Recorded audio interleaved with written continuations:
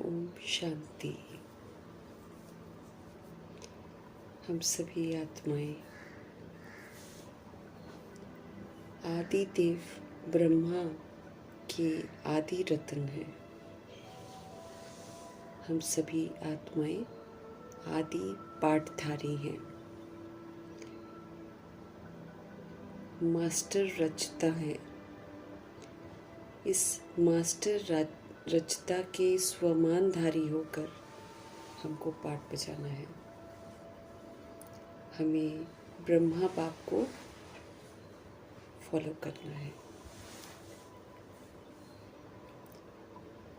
ब्रह्मा बाप को फॉलो कर परफेक्ट बनने की विधि बताने वाले शिव पिता परमात्मा जी का तहे दिल से धन्यवाद करेंगे और परमपिता परमात्मा की श्रेष्ठ मत पर चलकर फरमान बरदार, ईमानदार, आज्ञाकारी, वफादार होने का सबूत देने वाले व्यक्त ब्रह्मा, अव्यक्त ब्रह्मा, गुप्त बड़ी माँ, big brother, great great grandfather का रोल प्ले करने वाली आत्मा ब्रह्मा जी का तहे दिल से धन्यवाद करेंगे। धन्यवाद करते हुए दोनों ज़बरदस्त लाइट्स को हाजिर नाजिर करते हुए मीठे मीठे प्यारे प्यारे शिव बाबा के महावाक्य हम उन्हीं से समझेंगे। आत्मिक स्थिति में स्थित होकर शिव बाबा के महावाक्य हम उन्हीं से समझेंगे। ये समझ यूनिवर्स में फैले, तत्वों में फैले, प्रकृति में फैले, वायुमंडल में फैले। दिल से दुआ करेंगे। मीठे परमात्मा जी की मीठी समझ यूनिवर्स में मौजूद सभी रूहों तक भी पहुँचे, ये भी दिल से दुआ करेंगे। उन रूहों तक पहुँचे जो इस समय वृद्ध शरीरों में हैं, लेकिन गृहस्थ व्यवहार में ही उलझे हुए हैं। उन तमाम आत्माओं का बुद्धि का योग वहाँ से हटे और परमपिता परमात्मा जी के साथ लग जाए। दिल से दुआ करेंगे। उन आत्माओं तक प्रभु जी की समझ पहुँचे जो हम आत्माओं के साथ नकारात्मकता से जुड़ी हुई हैं। तमाम आत्माओं का बुद्धि का योग हम आत्माओं से हटे, सत्य परमपिता परमात्मा जी के साथ लगे। मीठे परमात्मा जी की मीठी समझ उन रूहों तक पहुँचे जो हम आत्माओं के साथ लौकिक में कनेक्टेड है। उन आत्माओं का बुद्धि का योग भी हम आत्माओं से हटे और परमपिता परमात्मा जी के साथ लगे। दिल से दुआ करेंगे। मीठे परमात्मा जी की मीठी समझ उन आत्माओं तक पहुँचे जो रोज़ शरीर छोड़ रहे हैं, अचानक छोड़ रहे हैं। इस समय वो सभी आत्माएं आकारी शरीरों में हैं और उन आत्माओं तक भी प्रभु जी की समझ पहुँचे जो उनके साथ संबंधों में है, बंधनों में है, दुखी हैं, परेशान हैं, रो रहे हैं, बिलख रहे हैं। सभी तक प्रभु जी की समझ पहुँचे। हर आत्मा को परमात्मा की याद आए, सुकून मिले, राहत मिले। दिल से दुआ करेंगे। मीठे परमात्मा जी की मीठी समझ उन रूहों तक पहुँचे जो इस समय गर्भ जेल में प्रवेश कर गए हैं। उन आत्माओं तक पहुँचे जो हॉस्पिटलों में पीड़ित हैं, घरों में पीड़ित अवस्था में हैं। उन आत्माओं तक पहुँचे जो प्राकृतिक आपदाओं की शिकार हैं, दैहिक हिंसाओं की शिकार हैं। उन आत्माओं तक पहुँचे जो माया के प्रकोप के कारण अलबेली हो गई हैं, तंत्र मंत्र के कारण अलबेली हो गई हैं। उन आत्माओं तक प्रभु जी की समझ पहुँचे जो इस समय वाम मार्ग में चली गई हैं या फिर वाम मार्ग में जाने की तैयारी कर रही हैं। उन आत्माओं तक प्रभु जी की समझ पहुँचे जो कुमार कुमारियों के शरीरों में हैं, छोटे शरीरों में विराजमान आत्माएं हैं। सभी आत्माओं तक प्रभु जी की समझ पहुँचे। दिल से हम सब दुआ करेंगे। जो आत्माएं अपनी संस्था बनाकर गुमराह हो गई हैं, दूसरों को भी गुमराह कर रही हैं, भिन्न भिन्न सत्ताओं में बटी हुई हैं, भिन्न भिन्न मठ पंथों में बटी हुई हैं, भिन्न भिन्न वर्गों में बटी हुई हैं, सभी आत्माओं तक प्रभु जी की समझ पहुँचे। हर आत्मा सत्य को पहचाने और सत्य की तरफ अब लौटे। फिर से सभी आत्माएं एक सूत्र में बंध जाएं। दिल से दुआ करेंगे। मीठे परमात्मा जी की मीठी समझ उन आत्माओं तक पहुँचे जो इस समय वैश्याएँ बन गई हैं, गणिकाएँ बन गई हैं, देह के धंधे कर रही हैं और जो उन आत्माओं से ऐसे धंधे करवा रहे हैं, सबको इस धंधे से वैराग आ जाए। उन आत्माओं तक प्रभु जी की समझ पहुँचे जो इस समय किन्नर हैं, इस समय अपाहिज है, और उन आत्माओं तक प्रभु जी की समझ पहुँचे जो अंग तस्करियाँ कर रहे हैं, ह्यूमन फ्लैश एनिमल फ्लैश खा रहे हैं, जानवर से बदतर जीवन जी रहे हैं। सभी आत्माओं को पवित्रता आकर्षित करे, परमात्मा आकर्षित करे। दिल से दुआ करेंगे। जो आतंकवादी बन गए हैं, अंडरवर्ल्ड डॉन्स बन गए हैं, उन आत्माओं तक प्रभु जी की समझ पहुँचे। जो फिल्म इंडस्ट्री की आत्माएं हैं, जो देह के अभिमान में चूर हैं, सबको देह अभिमान का ही रास्ता बता रही हैं, सभी आत्माओं को इस देह अभिमान से वैराग आ जाए, गंदगी से वैराग आ जाए। हर आत्मा अपने पवित्र स्वधर्म में लौटे। दिल से हम सब दुआ करेंगे। मीठे परमात्मा जी की मीठी समझ उन आत्माओं तक पहुँचे जो इस समय भूत प्रेत आत्मा बनकर भटक रही हैं। उन आत्माओं तक पहुँचे जो यादव कौरव यवन बन गए हैं। उन आत्माओं तक प्रभु जी की समझ पहुँचे जो तंत्र मंत्र रिद्धि सिद्धियाँ कर रही हैं। जो आत्माएं तांत्रिक बन गई हैं, अघौरी बन गई हैं, सभी रूहों तक प्रभु जी की समझ पहुँचे, ताकि सभी आत्माएं जो है अपने ओरिजिनल स्वधर्म में लौटें, गंदगी से मुक्त हों। दिल से हम सब दुआ करेंगे। मीठे परमात्मा जी की मीठी समझ उन आत्माओं तक पहुँचे जो तरह तरह के नशों में आजकल धुत है। सभी आत्माएं उन नशों से बाहर आए और सबको ईश्वरीय नशा चढ़ जाए। हर आत्मा जो है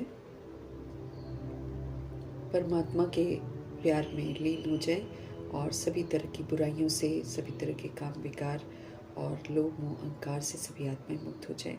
यही हम सब दिल से दुआ करेंगे। और उन रूहों तक प्रभु जी की समझ पहुँचे जहाँ अभी तक पहुँची नहीं है, और अगर पहुँचती भी है तो आत्माएं सुनने को अभी तैयार नहीं है। ऐसे हर आत्मा तक बाबा की समझ पहुँचे, ताकि हर आत्मा अपने ओरिजिनल स्वधर्म में वापस लौटे, अपने स्वधर्म में लौटे, अपनी असलियत में लौटे, और जो बनावटीपन है उससे सभी आत्माएं मुक्त हो जाए।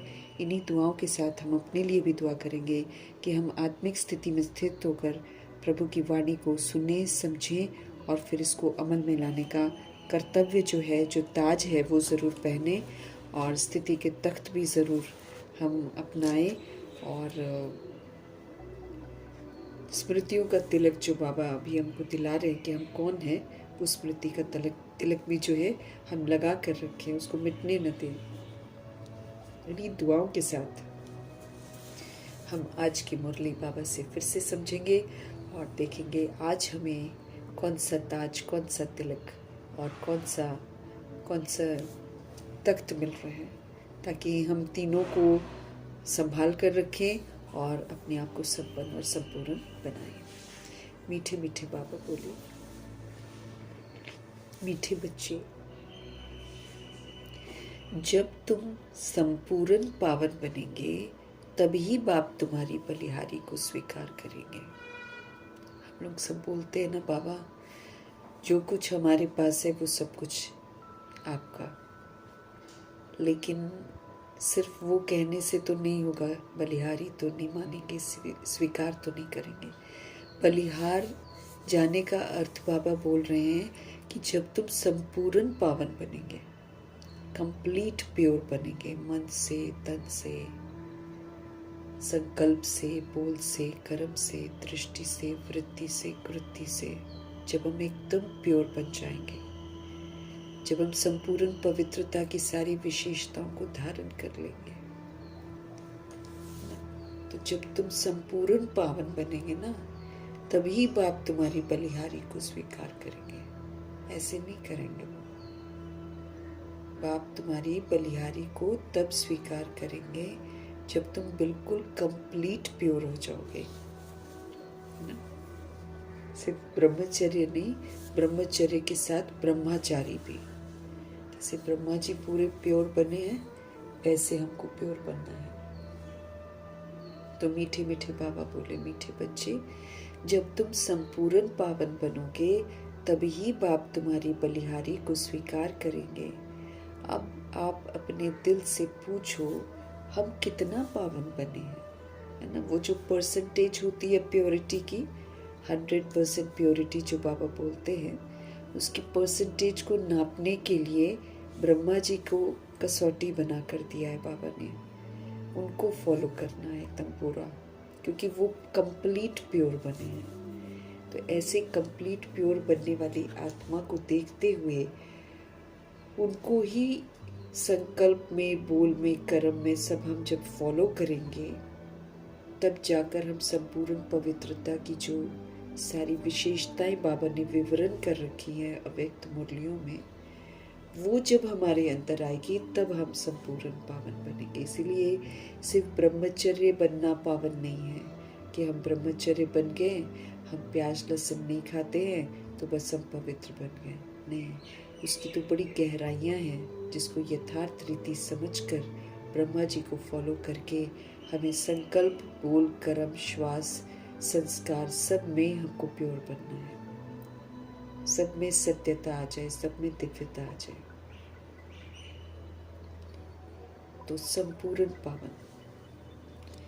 जब हम संपूर्ण पावन बनेंगे ना, तब बाप हमारी बलिहारी को स्वीकार करेंगे। जो हम कहते हैं ना बाबा, तन मन धन सब तेरा, ये जो बलिहार करते हैं ना, हम बाबा हम आप पर बलिहार गए, ये सारी बलिहारी बाबा तब स्वीकार करेंगे जब हम कंप्लीट प्योर बन जाएंगे। बाबा फिर हम आत्माओं को बोल रहे हैं कि आप अपने दिल से पूछो हम कितना पावन बने हैं। संपूर्ण पवित्रता की जो विशेषताएं हैं उनको देखते हुए हमको देखना है कि हम कितना पावन बने हैं। कंप्लीट पावन मीन्स देह के भान, देह के अभिमान से एकदम संपूर्ण मुक्त, थोड़ा भी देह का भान, थोड़ा भी देह का अभिमान ना हो। तब बलिहारी को बाबा स्वीकार करेंगे। ऐसे नहीं स्वीकार करेंगे। हम कहते रहे भगवान हम तो आपके हैं, तो हम तो आपके हैं, तो प्रैक्टिकल में हमने क्या किया? क्या हम कंप्लीट प्योर बने हैं? उसके अनुसार फिर हमारा वो है, बलिहारी को स्वीकार किया जाएगा। प्रश्न है बाबा का, तुम बच्चे अभी खुशी खुशी से बाप पर बलि चढ़ते हो। तुम बच्चे अभी खुशी खुशी से बाप पर बलि चढ़ते हो, क्यों? उत्तर है क्योंकि तुम जानते हो अभी हम बलिहार चाहते हैं तो बाप 21 जन्मों के लिए बलिहार चाहते हैं। क्योंकि तुम जानते हो अभी हम बलिहार चाहते हैं तो बाप 21 जन्मों के लिए बलिहार चाहते हैं।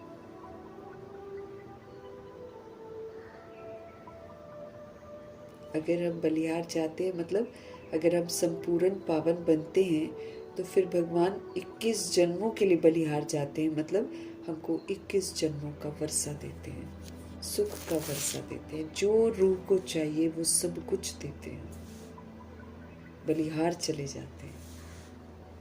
तो जो सोल्स अभी बलिहार चाहते हैं अर्थात संपूर्ण पावन बनते हैं, उन पर फिर बाबा 21 जन्मों के लिए बलिहार चाहते हैं।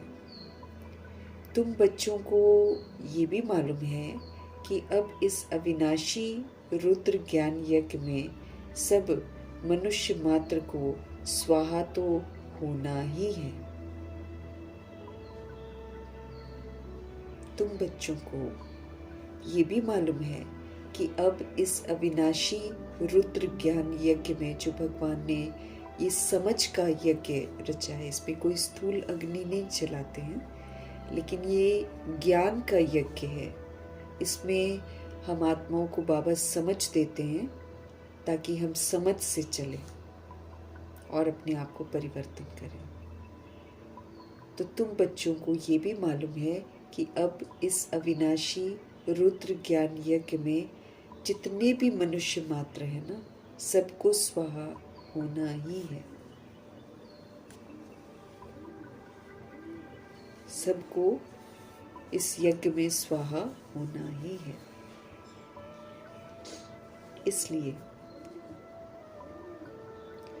तुम पहले ही खुशी खुशी से अपना तन मन धन सब कुछ स्वाहा कर सफल कर लेते हो। स्वाहा तो सब कुछ होना है। सारी जो सृष्टि है, इतने सारे जो लोग हैं, इतना सारा जो इतना विस्तार है, सब का सब स्वाहा हो जाएगा। नाम निशान भी नहीं रहेगा इसका, कोई भी चीज़ का नाम निशान नहीं रहेगा।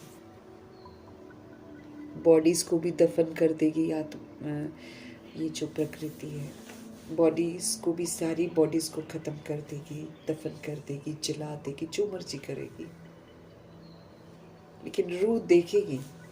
अभी जो रूह घमंड में बोलती है ना कि हम तो दफनाते हैं, हम तो जलाते हैं, अब प्रकृति सबका वैसे ही करेगी। किसी जो दफनाते हैं उनको जला देगी और जो जलाते हैं उनको दफना देगी, ताकि रूह जो है ना इस घमंड से बाहर आए कि हम ये हैं, हम ये हैं।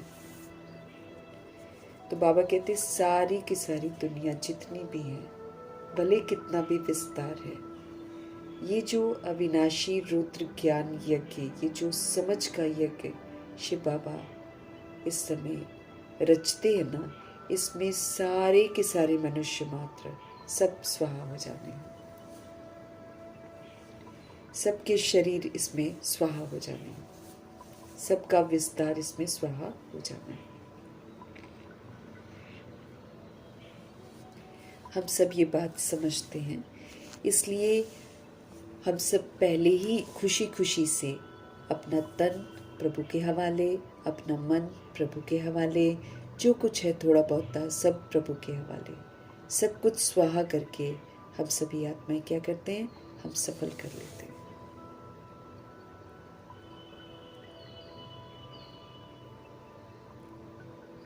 तो हम सभी जानते हैं कि अभी हम बलिहार जाते हैं, तो बाप 21 जन्मों के लिए फिर बलिहार जाते हैं।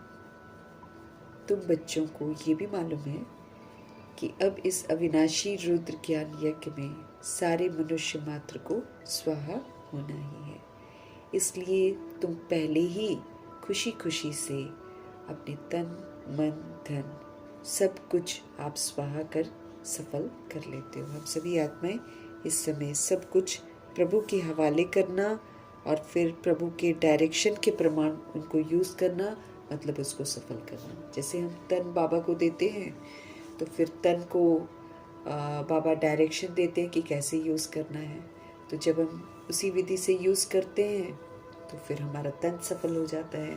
मन को हम मनमनाभव कर देते हैं तो हमारा मन सफल हो जाता है। धन को हम आत्माओं को जागृत करने के लिए सेवाओं में लगा देते हैं तो धन सफल हो जाता है। इसी तरह संकल्प जो हम श्रीमत प्रमाण करते हैं तो हमारे संकल्प सफल हो जाते हैं। ऐसे ही बोल श्रीमत प्रमाण बोलते हैं तो बोल सफल हो जाते हैं। ऐसे ही कर्म हम श्रेष्ठ करते हैं तो हमारे कर्म सफल हो जाते हैं। ऐसे करके हमारी हर चीज़ जो है हम प्रभु को समर्पण करके इस समय सफल करते हैं। तो सब कुछ बुद्धि से स्वाहा करके हमको सफल कर देना है।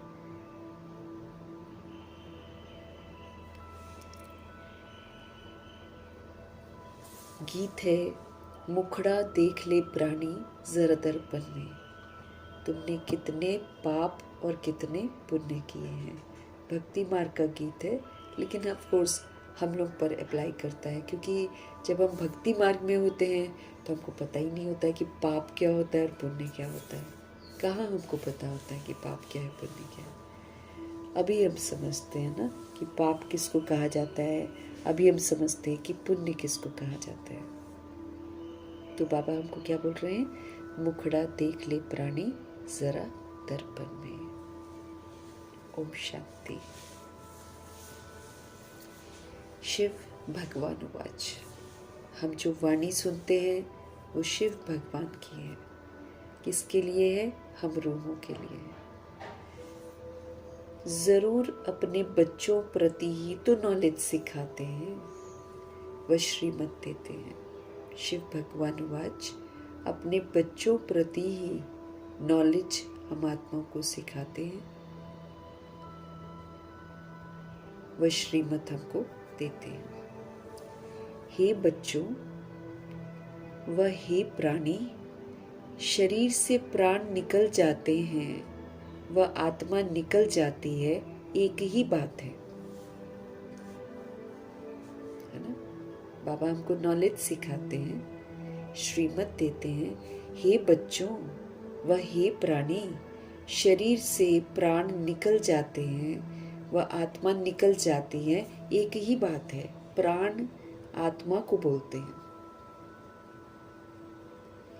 हे प्राणी अथवा हे बच्चे, तुमने देखा कि मेरे जीवन में कितना पाप था और कितना पुण्य था।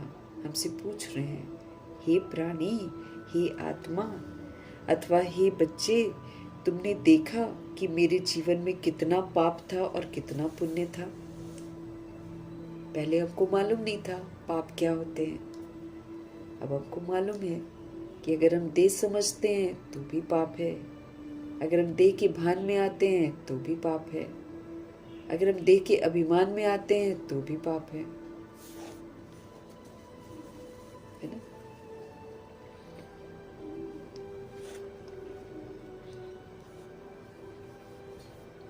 बच्चे, तुमने देखा कि मेरे जीवन में कितना पाप था और कितना पुण्य था। हिसाब तो बता दिया है ना। तुम्हारे जीवन में आधा कल्प पुण्य और आधा कल्प पाप होते हैं, है ना। तुम्हारे जीवन में आधा कल्प पुण्य आधा कल्प पाप होते हैं।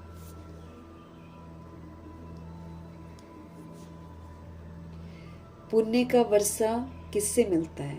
पुण्य का वर्षा बाप से मिलता है, जिसको राम कहते हैं।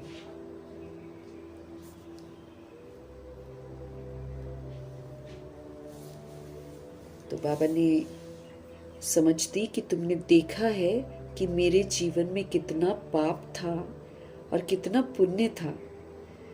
अज्ञानता में तो हम पुण्य बस यही दान पुण्य को बोलते थे ना, हमको थोड़ी पता है यहाँ तो पुण्य वो है अगर हम किसी सोल को अंधकार से प्रकाश में ले आते हैं, ये सबसे बड़ा पुण्य है। अगर हम सोल को उस चीज़ की प्राप्ति कराते हैं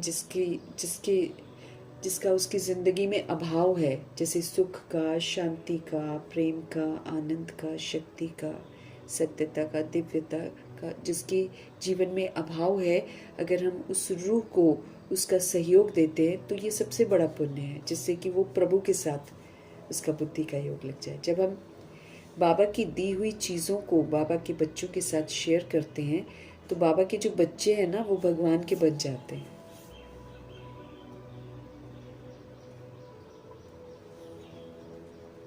है ना।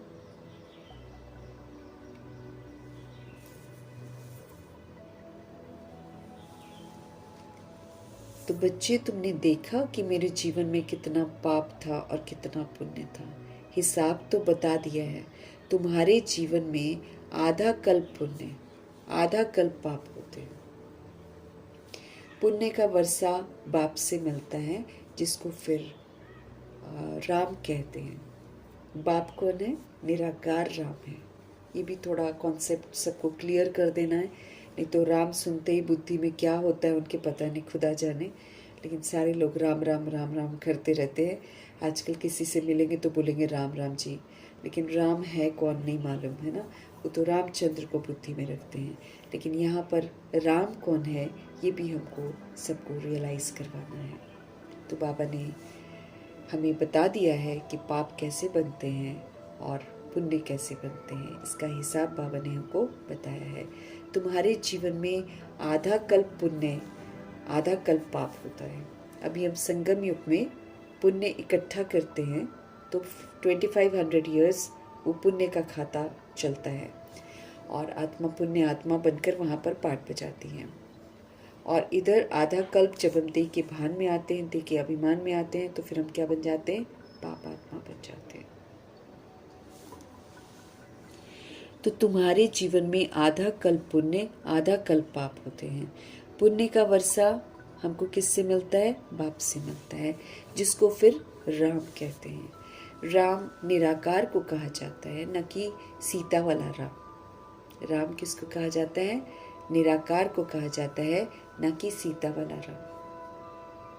तो अब तुम बच्चे जो आकर के ब्रह्मा मुख वंशावली ब्राह्मण बने हो, तुम्हारी बुद्धि में आया है बरोबर आधा कल्प हम पुण्य आत्मा ही थे, फिर आधा कल्प हम पाप आत्मा बने हैं।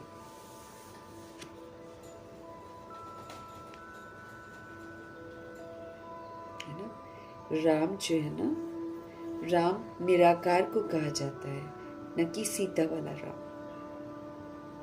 तो अब तुम बच्चे जो आकर के ब्रह्मा मुख वंशावली ब्राह्मण बने हो, तुम्हारी बुद्धि में आया है बरोबर आधा कल्प हम पुण्य आत्मा ही थे, फिर आधा कल्प हम पाप आत्मा बने हैं। आधा कल्प हम पुण्य आत्मा थे और आधा कल्प फिर हम पाप आत्मा बने। स्मृति में है तो पुण्य आत्मा, विस्मृत हैं तो पाप आत्मा बन जाते हैं। अभी हमको फिर से पुण्य आत्मा बनना है। बाबा तस्वीर तो दिखा देते हैं हमको कि कल पहले भी संगम युग था, कल पहले भी हमने पुण्य करना सीखा था भगवान से, फिर हमने प्रारब्ध पाई थी पुण्य की 2500 वर्ष की राजधानी में। फिर धीरे धीरे हम फिर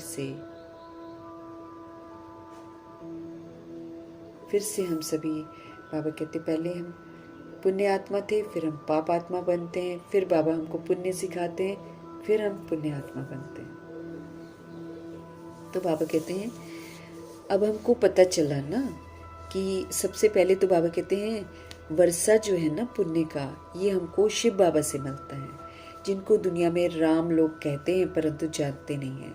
राम निराकार को असल में कहा जाता है, न कि सीता वाले राम को। वो तो नापास होते हैं, वो तो 1250 वर्ष के बाद आते हैं सृष्टि रूपी ड्रामा में, तो वो पूजनीय उस टाइप के थोड़ी हैं जैसे भगवान है। तो बाबा कहते हैं राम निराकार को कहा जाता है, न कि सीता वाले राम को। तो अब तुम बच्चे जो आकर के ब्रह्मा मुख वंशावली ब्राह्मण बने हो, तुम्हारी बुद्धि में आया है कि बरोबर आधा कल्प हम पुण्य आत्मा ही थे, फिर आधा कल्प पाप आत्मा हम बने, है ना। तो अब तुम बच्चे जो आकर के ब्रह्मा मुख वंशावली ब्राह्मण बने हो ना, तुम्हारी बुद्धि में आया है कि बरोबर आधा कल्प हम पुण्य आत्मा ही थे, फिर आधा कल्प पाप आत्मा बने।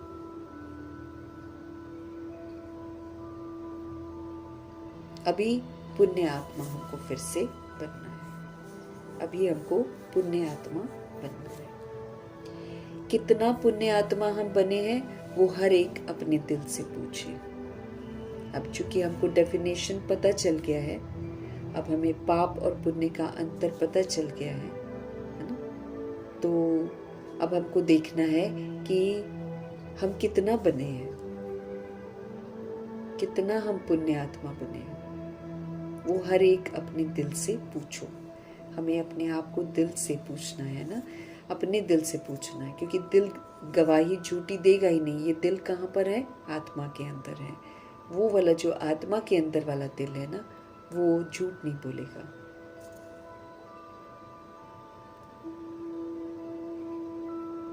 पाप आत्मा से पुण्य आत्मा कैसे बनेंगे वो भी बाबा ने हमको समझा रखा है कि कैसे बनते हैं। हम पाप आत्मा तो बन गए हैं, अब पाप आत्मा से पुण्य आत्मा कैसे बनेंगे ये भी बाबा रोज मुरली में हमको क्या कर रहे हैं, हमको पुण्य आत्मा ही तो बना रहे हैं। तो बाबा ने आकर हमको समझाया है, यज्ञ करने से तप करने से हम पुण्य आत्मा नहीं बनते हैं। भक्ति मार्ग में आत्माएं ऐसा सोचती हैं कि यज्ञ करो तप करो, है ना। तो यज्ञ तप आदि से तुम पुण्य आत्मा नहीं बनेंगे, वो तो भक्ति मार्ग है। इससे कोई भी मनुष्य पुण्य आत्मा नहीं बनते हैं। भक्ति मार्ग में जो भी हम करते हैं उससे हम पुण्य आत्मा तो कभी भी नहीं बनते हैं ना। तो बाबा यहाँ स्पष्ट कर रहे हैं कि कई लोग सोचते हैं चलो हम यज्ञ कराते हैं, हम तप करते हैं तो उससे हम पुण्य आत्मा बन जाएंगे। तो प्रभु जी स्पष्ट कर रहे हैं कि इससे पुण्य आत्मा हम नहीं बनते। अगर बनते ही होते तो भक्ति तो बहुत ज़्यादा हो रही है, तो दुनिया में तो शांति होती ना। ऐसा तो है नहीं, यहाँ पर शांति तो है ही नहीं कहीं भी।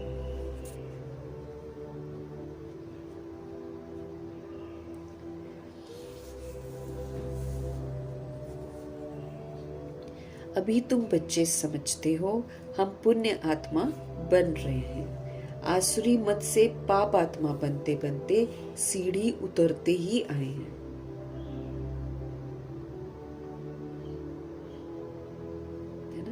अभी तुम बच्चे समझते हो हम पुण्य आत्मा बन रहे हैं। आसुरी मत से पाप आत्मा बनते बनते सीढ़ी उतरते ही हम आए हैं। अभी हमको क्या समझना है कि हम सोल्स जो है ना पुण्य आत्मा बन रहे हैं, है ना। तो अभी तुम बच्चे समझते हो हम पुण्य आत्मा बन रहे हैं। आसुरी मत से पाप आत्मा बनते बनते सीढ़ी उतरते ही आए हैं। आसुरी मत से पाप आत्मा बनते बनते सीढ़ी उतरते ही आए हैं। कितना समय हम पुण्य आत्मा बनते हैं, वो सुख का वर्षा लेते हैं, ये किसी को भी पता नहीं है।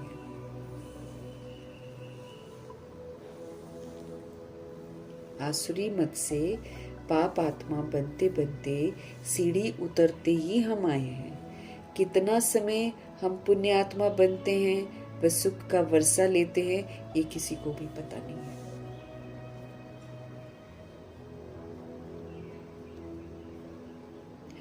कितना समय हम पुण्य आत्मा बनते हैं, वह कितना समय हम सुख का वर्षा लेते हैं, ये किसी को भी पता नहीं है।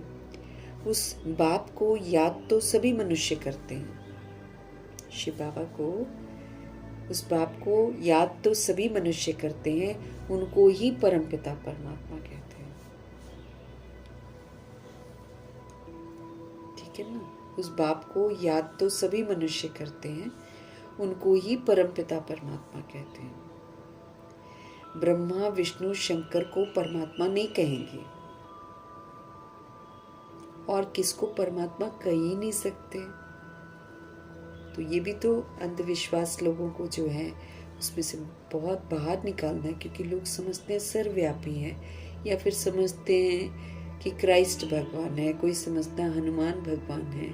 इस तरीके से आत्माएं गलत फहमी में जी रही हैं। तो बाबा कहते हैं कि पुण्य आत्मा कैसे बनते हैं, सुख का वर्षा कैसे लिया जाता है, कौन हमको देता है, कोई भी नहीं जानते। आसुरी मत से पाप आत्मा बनते बनते सबके सब सीढ़ी नीचे उतरते आए हैं। उस बाप को याद तो सभी मनुष्य करते हैं, उनको ही परमपिता परमात्मा कहते हैं। ब्रह्मा विष्णु शंकर को परमात्मा नहीं कहेंगे, और किसको परमात्मा नहीं कह सकते हैं। भल इस समय तुम प्रजापिता ब्रह्मा कहते हो, परंतु प्रजापिता को कभी भक्ति मार्ग में याद नहीं करते। भल इस समय तुम प्रजापिता ब्रह्मा कहते हो, परंतु प्रजापिता को कभी भक्ति मार्ग में याद नहीं करते हैं। याद सभी फिर भी निराकार बाप को ही करते हैं,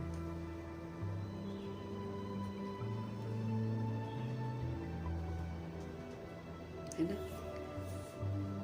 बाबा कहते भल इस समय तुम प्रजापिता ब्रह्मा कहते हो, परंतु प्रजापिता को कभी भक्ति मार्ग में कोई याद थोड़ी करते हैं। याद सभी फिर भी निराकार बाप को ही करते हैं। देवी देवताओं की मूर्तियां रख लेंगे, सब कुछ कर लेंगे, धर्म स्थापकों को रख लेंगे, लेकिन याद किसको करते हैं? याद शिव बाबा को ही करते हैं।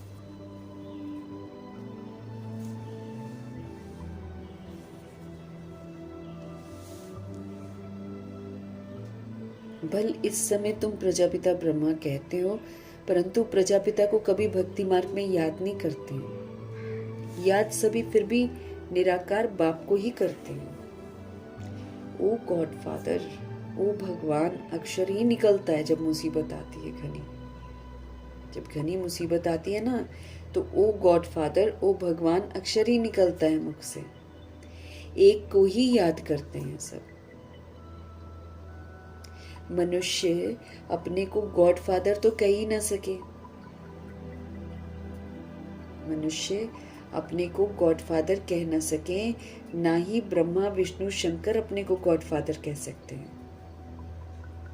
शिवो हम कह देते हैं, लेकिन ऐसा थोड़ी होता है। मनुष्य अपने को गॉड फादर कह ना सके, ना ही ब्रह्मा विष्णु शंकर अपने को गॉड फादर कह सकते हैं। उनके शरीर का नाम तो है ना, एक ही गॉड फादर है, उनको अपना शरीर नहीं है। एक गॉड फादर को अपना शरीर नहीं है।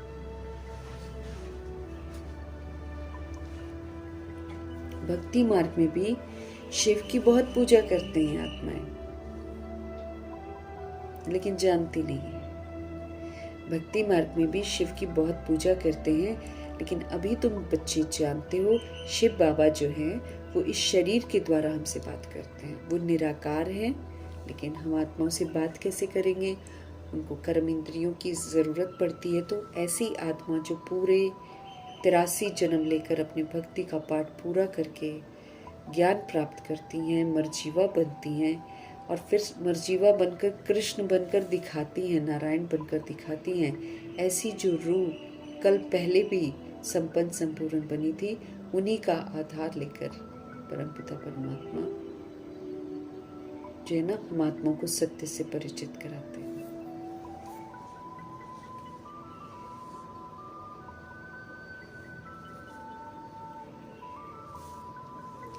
एक ही गॉडफादर है, उनको अपना शरीर नहीं है। भक्ति मार्ग में भी शिव की बहुत पूजा करते हैं। अभी तुम बच्चे जानते हो शिव बाबा इस शरीर द्वारा हमसे बात करते हैं।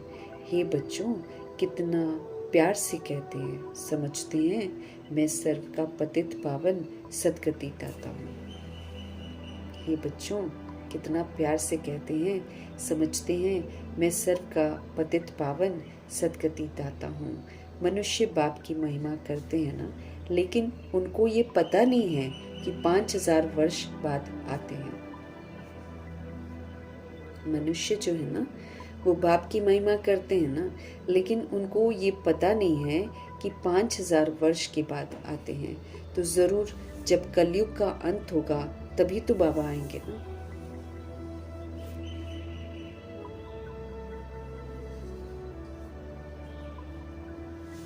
तो शिव बाबा इस शरीर द्वारा हमसे बात करते हैं। हे बच्चों, कितना प्यार से कहते हैं, समझते हैं, मैं सर्व का पतित पावन सदगति दाता हूँ। मनुष्य बाप की महिमा जरूर करते हैं, लेकिन उनको ये पता ही नहीं है कि 5000 वर्ष बाद शिव बाबा आते हैं। सृष्टि रूपी ड्रामा में शिव बाबा खुद प्रवेश करते हैं और हम आत्माओं को सत्य बताते हैं। तो किसी सोल को ये नहीं पता है। हालांकि गीता में मेंशन्ड है कि मैं साधारण बूढ़े तन में आता हूँ, मुझे कोटों में कोई में ही कोई पहचान पाता है। भगवान सृष्टि रूपी ड्रामा में आते हैं, लेकिन चूंकि ये देह अभिमान की दुनिया है, इसीलिए यहाँ पर देह के भान और अभिमान का ही भपका है। तो जब तक वो भपका नहीं है तब तक लोग यकीन नहीं करते हैं। और यहाँ शिव पिता परमात्मा वो तो एकदम वो सटल में आते हैं, किसी को पता नहीं चलता है, सूक्ष्म में आते हैं, पर काया का आधार लेते हैं, शो नहीं दिखाते हैं, रावण की तरह वो भपका नहीं दिखाते हैं। तो सोल्स जो हैं, मनुष्य आत्माएं जो हैं, वो बाप की महिमा करते ज़रूर हैं, पतित पावन भी बोलते हैं, सदगति दाता भी बोलते हैं, परंतु अर्थ कुछ नहीं समझते हैं।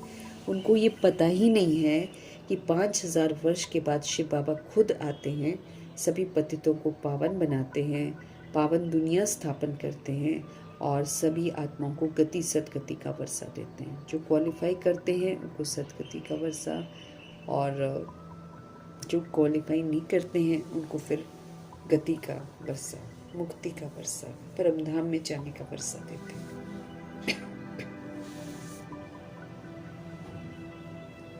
तो जरूर जब कलयुग का अंत होता है, जब सारी सोल्स बिल्कुल विस्मृत हो जाती हैं, पाप अत्याचार बढ़ना शुरू हो जाता है, तब बाबा आते हैं। तो जरूर जब कलयुग का अंत होगा तभी तो आएंगे ना। अभी कलयुग का अंत है तो जरूर अब आया हुआ है। अभी कलयुग का अंत है तो जरूर अब आया हुआ है ना। तुमको श्रीमत मिलती है, श्रीमत कोई श्री कृष्ण की थोड़ी है। तुमको अभी श्रीमत मिलती है तो बाबा कहते श्रीमत कोई श्री कृष्ण ने थोड़ी दी है। श्री कृष्ण की आत्मा भी श्रीमत से देवता बनती है, वो श्रीमत थोड़ी देती है, लेकिन वो श्रीमत पर चलकर साधारण ब्रह्मा जी बनकर फिर पूरा पुरुषार्थ करके कृष्ण का वर्षा लेती है। तो बाबा कहते हैं, तो जब कलयुग का अंत होता है ना, तब तो शिव बाबा आते हैं ना। जब पवित्रता के धर्म की अति ग्लानि हो जाती है, तब शिव बाबा आते हैं। तो अभी क्या है, अभी कलयुग का अंत है, तो ज़रूर शिव बाबा अभी आए हुए हैं ना। तुमको श्रीमत मिलती है। श्रीमत कोई श्री कृष्ण की नहीं है ना। तुमको श्रीमत मिलती है। श्रीमत कोई श्री कृष्ण की नहीं है। श्री कृष्ण की आत्मा भी श्रीमत से सो देवता बनी थी, फिर 84 जन्म लेते, अब तुम आसुरी मत के बने हो। तो श्री कृष्ण की आत्मा भी संगम युग में ब्रह्मा बनकर श्रीमत लेती है और फिर देवता बनकर दिखाती है, बनकर दिखाती है ना। और फिर फरिश्ता बनती है पहले, फिर फरिश्ता से देवता बनकर दिखाती है प्रैक्टिकल में, तब उनको कृष्ण का वर्षा मिलता है। लेकिन फिर 83 जन्म लेकर 84वें जन्म में आकर सारा अपना आसुरीपन खत्म करते हैं, फिर से देवता बनते हैं, तो आसुरी मत वाले बन जाते हैं ना। फिर बाबा आकर श्रेष्ठ मत देते हैं। बाप कहते हैं, मैं आता ही तब हूँ जब तुम्हारा चक्र पूरा होता है। अब एकदम चक्र जब पूरा होने को होता है, 5000 वर्ष का चक्र जब एकदम पूरा होने को होता है, आखिरी के 100 वर्ष जब पहुंच जाते हैं, जब ये दुनिया दुख धाम बन जाती है, और जब ब्रह्मा जी को चाहना होती है सत्य को जानने की, क्योंकि भक्ति का पाठ उनका पूरा हो जाता है। इतना समय भक्ति का पाठ जो उन्होंने बजाया, क्योंकि पूरी भक्ति करी ना, तो वो पूरी भक्ति जब करी तो फिर वो भक्ति का जो फल है वो उनको ज्ञान मिलता है, और उनको ज्ञान को जानने की चाहना बहुत तीव्र हो जाती है। वो अपनी जीवन को बदलना चाहते हैं, तब शिव बाबा आते हैं।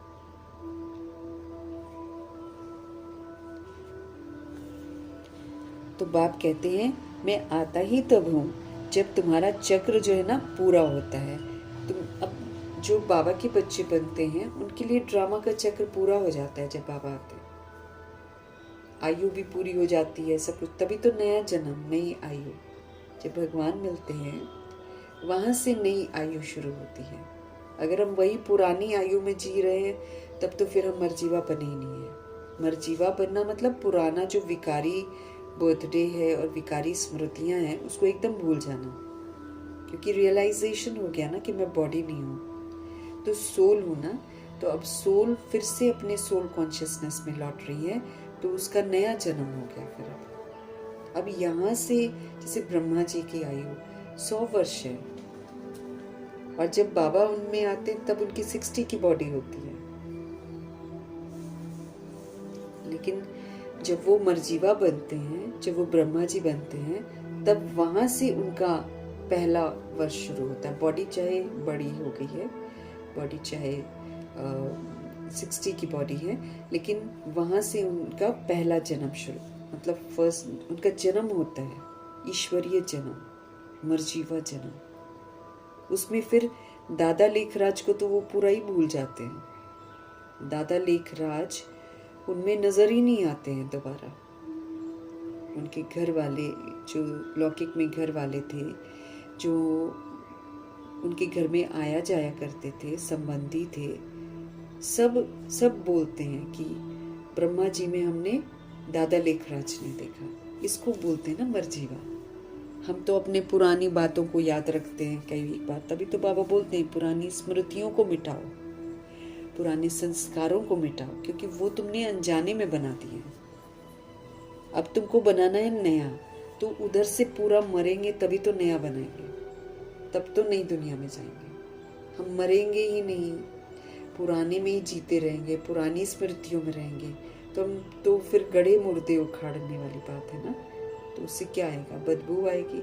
अब नया संसार में जाना है तो वहाँ पर पुराने का अंश भी नहीं होता है, तो इसीलिए हमको पूरा नया बनना है। तो जब बाबा आते हैं या जब हमारी मुलाकात होती है, तो हमारे लिए पुराना वाला जो कलयुग है वो खत्म हो जाता है, हमारे लिए नया संगम युग शुरू होता है। तो यहाँ से पहला वर्ष शुरू होता है, पुराना खत्म। तो ब्रह्मा जी भी 1936-37 में जब बाबा आए और उसके बाद जब वो मर्जीवा बने हैं, जब उन्होंने दादा लेखराज को बुद्धि से बुलाया है, तब उनका पहला साल शुरू हुआ। वहां से हम देखेंगे तो ब्रह्मा जी के 100 वर्ष है। आधा पाठ ब्रह्मा जी व्यक्त में बजाते हैं, जैसे 33 वर्ष उन्होंने व्यक्त में साकार प्रजापिता ब्रह्मा के रूप में, अब बाकी का पाठ वो अव्यक्त ब्रह्मा के रूप में पाठ बजाएंगे। 100 वर्ष के ही हैं ब्रह्मा जी। ये नया जन्म है हमारा, इसमें पुरानी स्मृतियां कायदे से अलाउड नहीं है। तब तो रक्षा करेंगे ना भगवान। लेकिन जब हम पुरानी स्मृतियों में रहते हैं, हम पुरानी बातें करते हैं, हम पुराने संस्कार यूज करते हैं, तो फिर तभी तो फिर बाबा कहते चोर कहलाएंगे और खूनी कहलाएंगे, ठग कहलाएंगे। हाँ, ठगी, क्योंकि ये समय मुझे मिल रहा है प्राप्ति करने का, लेकिन इस जन्म में मैं प्राप्ति ही नहीं कर रही हूँ, तो अपने आप को वंचित कर रही हूँ। तो किससे ठगी कर रही हूँ? खुद से कर रही हूँ ना। फिर हम अपने को आत्मा नहीं समझकर बॉडी फिर समझते हैं। हम भगवान को कहते हैं तन मन धन सब तेरा, फिर हम तन मन धन सब अपना समझते हैं, तो झूठ बोलते हैं ना। तो झूठे कहलाएंगे, चोर कहलाएंगे, खूनी कहलाएंगे, ठगी करने वाले ठग कहलाएंगे। ऐसे होता है ना। नया जन्म, नई स्मृतियां, नए संस्कार। पुराना जन्म, पुरानी स्मृतियां बुद्धि से खत्म। तब नया जन्म, मतलब तब हम समझेंगे कि हमारा मर्जीवा जन्म शुरू हुआ है। रहेंगे हम वहीं पर जहाँ हम रह रहे हैं, लेकिन लौकिक को अलौकिक में परिवर्तन किया था ब्रह्मा जी ने। अब जैसे जैसे ब्रह्मा करते हैं ना, वैसे वैसे हमको करना है, तब जाकर हम संपूर्ण पावन कहलाएंगे। ब्रह्मचर्य के साथ ब्रह्मचारी बनना है। क्या समझना है?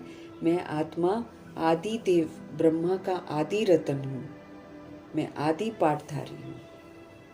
ब्रह्मा बाप की तरह पाठ बजाना है।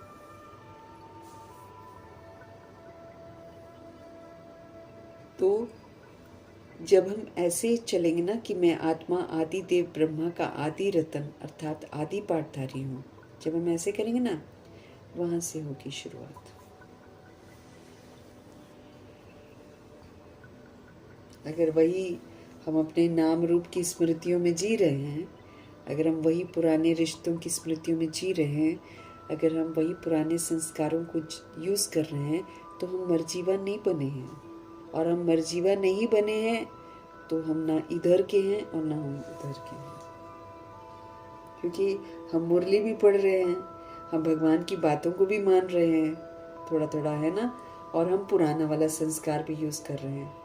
तो हम पूरा संगम युग में नहीं आए हैं ना। तो पूरा संगम युग में नहीं आए तो मेरी रक्षा कहाँ से होगी? फिर हम जो सोचते हैं, जो बोलते हैं, जो कर्म करते हैं, उसके लिए हम ही जिम्मेवार होते हैं। फिर बाबा मदद नहीं करते हैं। बाबा तो स्पष्ट करते हैं, बाबा ने तो स्पष्ट कर दिया है कि मैं सिर्फ उतना जिम्मेवार हूँ जितना मैं समझाता हूँ। जो मैं समझाता हूँ उसके लिए मैं जिम्मेवार हूँ। लेकिन अगर तुम अपनी विधि से समझते हो और तुम अपनी विधि से चलते हो, तो फिर मैं जिम्मेवार नहीं हूँ। इसलिए जब हम सभी आत्माएं नया नहीं बनते हैं ना, तो हमारी रक्षा नहीं होती है, क्योंकि बाबा प्रोटेक्ट नहीं करते हैं ना। फिर हमको, हम फिर अपनी विधि से बातों को समझते हैं, हम अपनी विधि से चलते हैं, तो फिर वो हमारी जिम्मेवारी नहीं लेते हैं। लेकिन जब वो जैसे हमको समझाते हैं वैसे अगर हम समझते हैं, उनकी छत्र छाया में आते हैं, संगम युग में आते हैं, तब वो हमारी रिस्पॉन्सिबिलिटी लेते हैं। कहते भी हैं कि जो मेरा बच्चा बन जाता है ना, उस पर कैसी भी परिस्थिति आ जाए, मैं छत्र छाया बन जाता हूँ, उसको कुछ नहीं होने देता हूँ। लेकिन हमको होता तब है जब हम पूरा मर्जीवा नहीं बनते। तो नया जन्म, नई स्मृतियाँ, नए संस्कार, ये बाबा ने बहुत बार हमको सीजन मुरली में भी समझा दिया। पुराना संस्कार, पुरानी स्मृतियों के साथ चल रहे हैं, तो फिर हम तो न इधर के हैं न हम उधर के हैं, हम बीच में हैं। फिर कौन बचाएगा हमको? फिर विनाश का सेक लगेगा हमको।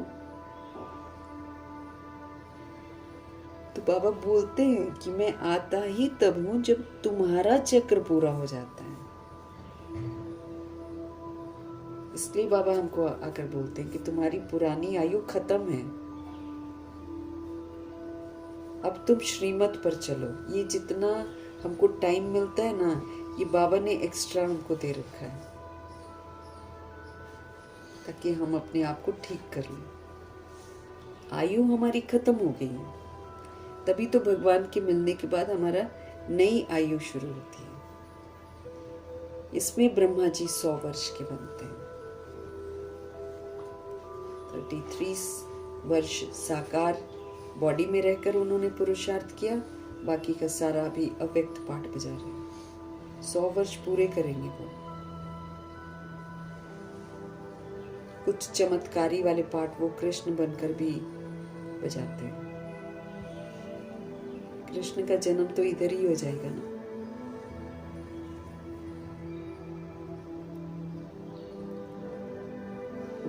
वन में तो वो नारायण है, श्री नारायण है वो 111 में। तो कृष्ण जी इधर ही तो पैदा होंगे।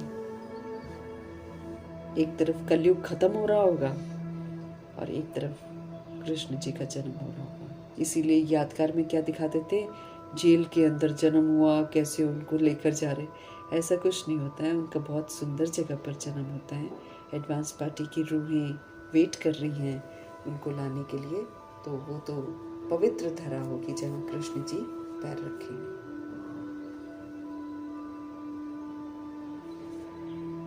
तो मैं आत्मा, इस लाइन को बहुत अच्छे से समझना है कि मैं आता ही तब हूँ जब तुम्हारा चक्र पूरा हो जाता है, तब आता हूँ। बाकियों का नहीं बात कर रहे हैं भगवान 16,108-33 करोड़ आत्माओं से बात कर रहे हैं कि जब तुम्हारा चक्र पूरा होता है तब मैं आता हूँ। तुम जो शुरू में आए थे ना, अब जड़ीभूत अवस्था में हो।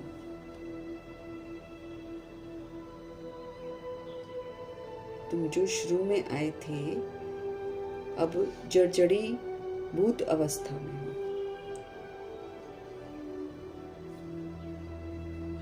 झाड़ पुराना जड़ीभूत होता है तो सारा झाड़ ऐसा हो जाता है ना, एकदम सूखा टूटने वाला।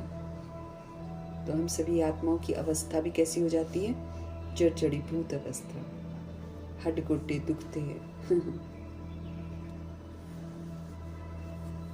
तो तुम जो शुरू में आए थे, तुम्हारी अवस्था जड़ीभूत की है, मतलब ताकत नहीं है, सार नहीं है। अब जड़ीभूत अवस्था में हो। झाड़ पेड़ जब होता है पुराना जड़ीभूत होता है तो सारा झाड़ ऐसा हो जाता है। बाप समझाते हैं तुम्हारे तमो प्रधान बनने से सब तमो प्रधान बन गए। देखो कितना रिस्पॉन्सिबिलिटी है। इसलिए आज जो आत्माएं गलत कर रही है ना, हम नहीं बोल सकते हैं उनको कुछ भी, क्योंकि बाबा क्या स्पष्ट कर रहे हैं, बाप समझाते हैं तुम्हारे तमो प्रधान बनने से सब के सब तमो प्रधान बन गए। ये मनुष्य सृष्टि का वैरायटी धर्मों का झाड़ है।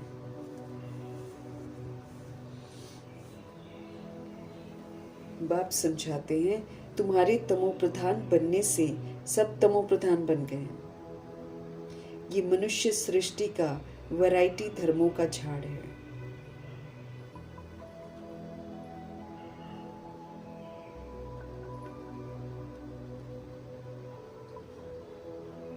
ये मनुष्य सृष्टि का वैरायटी धर्मों का झाड़ है।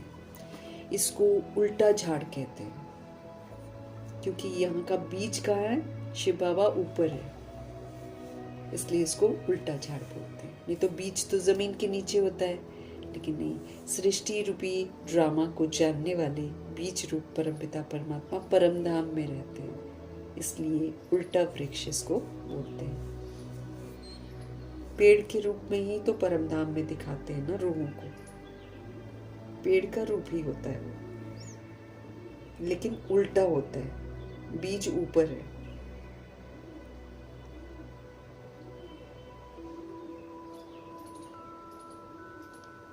बाबा कहते तुम्हारे तमोप्रधान बनने से सब तमोप्रधान बन गए हैं। ये मनुष्य सृष्टि का ये वैरायटी धर्मों का झाड़ है। इसको उल्टा झाड़ कहते हैं। इसका बीज ऊपर में है। उस बीज से ही सारा झाड़ निकलता है। मनुष्य कहते भी हैं गॉड फादर, आत्मा कहती है। आत्मा का नाम आत्मा ही है। आत्मा शरीर में आती है तो शरीर का नाम रखा जाता है। आत्मा शरीर में आती है तो शरीर का नाम रखा जाता है। खेल चलता है।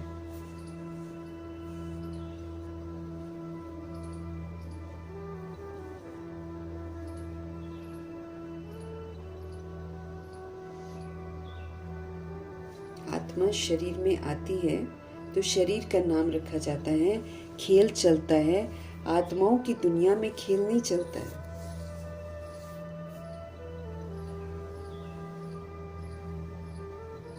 आत्मा शरीर में आती है तो शरीर का नाम रखा जाता है। खेल चलता है। आत्माओं की दुनिया में खेल नहीं चलता है।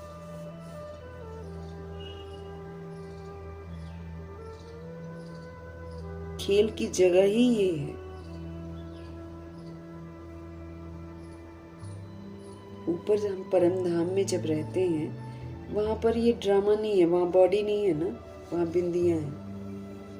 तो जब सोल जो है वो बॉडी लेती है ना, तो फिर किसका नाम रखते हैं? सोल को तो वो लोग जानते ही नहीं है। कोई भी जो बॉडी जो नाम रखते हैं। अब घर में बच्चा अगर पैदा होता है तो लोगों को बॉडी दिखाई देती है। अब वो बॉडी का नाम रखते हैं। अंदर जो रूह है उसका नाम थोड़ी होता है। उसका पार्ट खत्म, बॉडी छोड़ देती है, वो आत्मा आत्मा ही होती है। वो शरीर के माँ बाप ने जो उसका नाम रखा है वो नाम थोड़ी उसके साथ जाता है। तभी तो वो दूसरा बॉडी लेती है। दूसरे बॉडी लेने में उसका दूसरा नाम हो जाता है। तो रूह का कोई नाम नहीं है।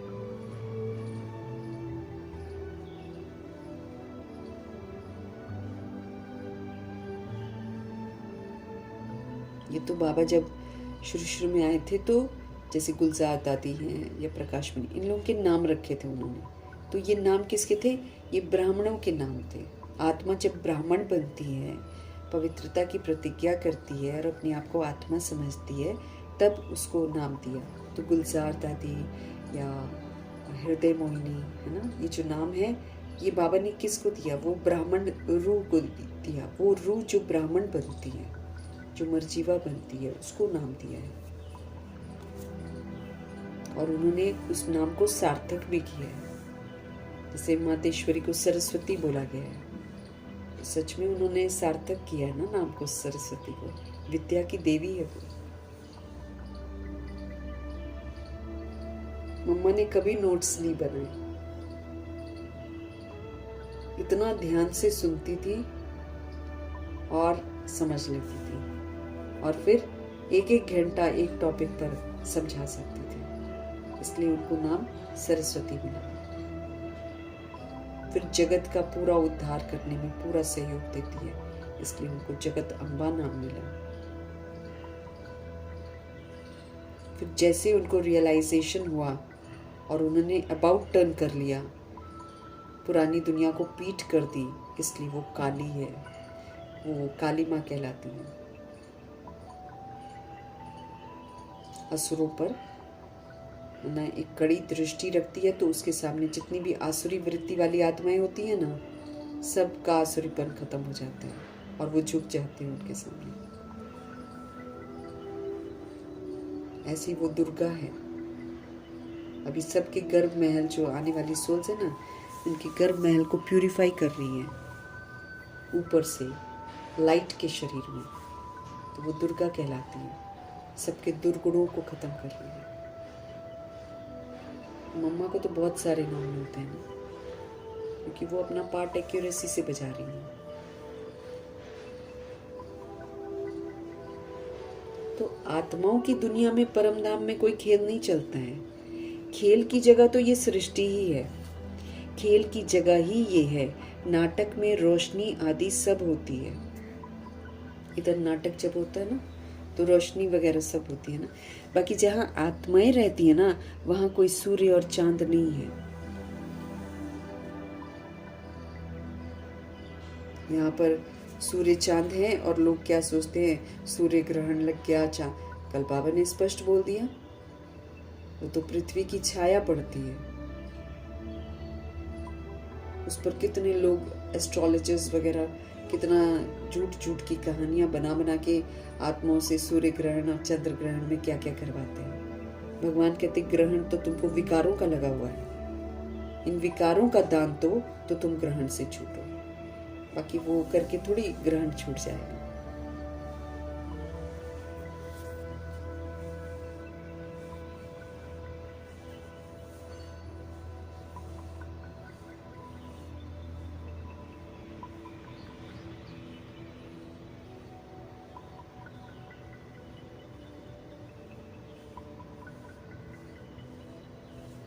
तो बाबा कहते हैं नाटक में रोशनी आदि सब होती है, बाकी जहाँ आत्माएं रहती है ना वहां पर सूर्य चांद नहीं है। ड्रामा का खेल नहीं चलता है वहां पर। रात दिन यहाँ पर ही होते हैं, रात और दिन यहाँ पर ही होते हैं। सूक्ष्म वतन में और मूल वतन में रात दिन नहीं होते हैं। सूक्ष्म वतन में भी चांद और सूरज नहीं है, वहाँ भी फरिश्तों वाली लाइट है, white white white white light ही लाइट है। तो बाबा स्पष्ट कर रहे हैं सूक्ष्म वतन में भी सूर्य और चांद नहीं है। ये भी एक ऑफिशियल प्लेस है जो सिर्फ संगम युग पर ये बनता है, सूक्ष्म वतन। इसमें बाबा संपूर्ण ब्रह्मा और संपूर्ण विष्णु और शंकर जी की संपूर्ण अवस्था जो है ना वो यहाँ पर दर्शाई जाती है, ताकि नीचे जो प्रजापिता ब्रह्मा है वो वैसा बनकर दिखाएं, वैसा वो बनकर दिखाएं।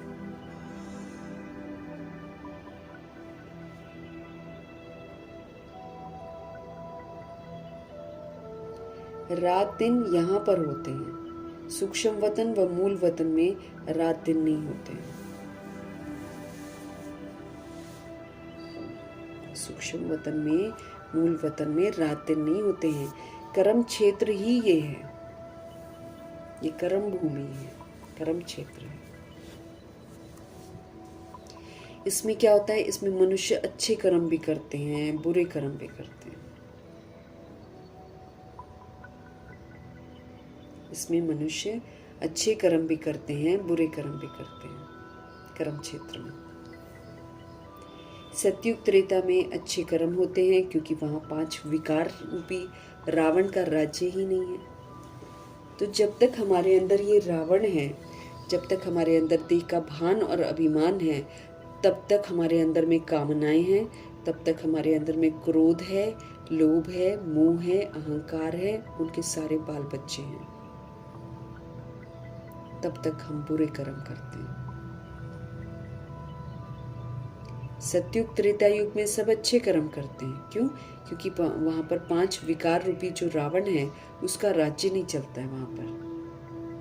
अब बाबा हमको बैठकर कर्म अकर्म विकर्म का राज बताते हैं।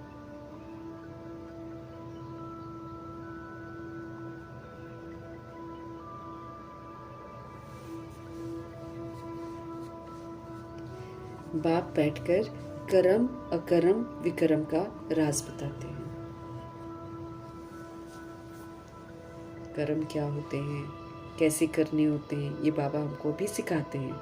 अगर हम श्रीमत प्रमाण कर्म करते हैं तो मेरे अकर्म के संस्कार बनते हैं। अकर्म मतलब जिसमें कोई हिसाब किताब नहीं बनता है। अब हम अगर श्रीमत पर चलकर आत्माओं का भला करते हैं ना, तो मेरा हिसाब किताब नहीं बनता है, मेरे अकर्म के संस्कार बनते हैं, जिसमें कोई बंदिश नहीं है। फिर वही संस्कार लेकर हम सतयुग त्रेता युग में पाठ बजाते हैं। वहाँ भी सारा अकर्म ही होता है। कोई भी सोल किसी के साथ व्यवहार बॉडी कॉन्शियस में आकर करती नहीं है, इसीलिए उसका विकर्म बनता ही नहीं है। कोई भी बंधन में नहीं है। जब कोई शरीर छोड़ता है तो कोई रोता नहीं है, बंधन नहीं है।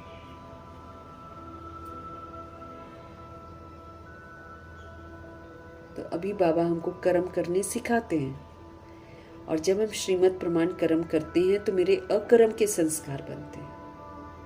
अभी भी बंधन नहीं, भविष्य में भी बंधन नहीं, क्योंकि मैं ये संस्कार लेकर जाती हूँ।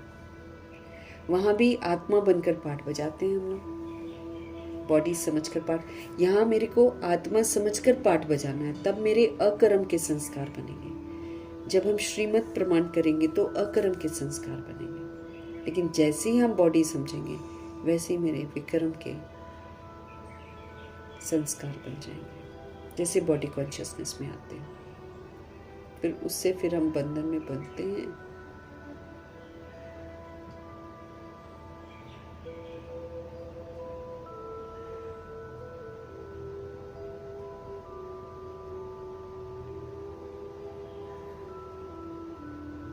तो बाप बैठकर कर्म अकर्म विकर्म का राज बताते हैं। अब हमें बॉडी समझकर बॉडी समझकर कोई कर्म नहीं करना है, क्योंकि बॉडी समझकर कर्म करने से मेरे विकर्म बन रहे हैं।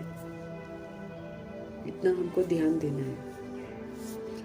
आत्मा समझकर कर्म करेंगे तो बाबा की यादों में रहेंगे, तो मेरे अकर्म बनेंगे। और जहां हम शरीर समझेंगे बाबा मेरे को याद नहीं आएगा, है ना, बाबा मेरे को याद नहीं आएगा, और देह समझकर हम जितना भी कर्म करते सारा का सारा पाप कर्म कहलाता है। जैसे मम्मा समझाती है, देह समझना ही सबसे बड़ा पाप कर्म है। फिर देह के भान में हम जो भी करते हैं हम पाप ही करते हैं। हम फिर सृष्टि को भी कष्ट देते हैं, अपने आप को भी कष्ट देते हैं, जिनके साथ हम संबंधित हैं उनको भी कष्ट देने के निमित्त बन जाते हैं।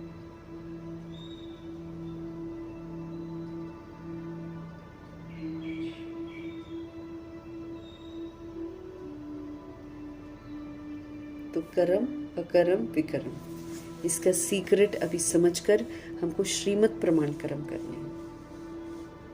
करेंगे तो मेरा किसी के साथ भी बंधन नहीं बंधेगा, उल्टा निर्बंधन होते जाएंगे, और सारा हिसाब किताब हमारा शिव बाबा के साथ हो जाएगा। जो श्रीमद् पर चलते ना, उनका सारा हिसाब किताब शिव बाबा के साथ है।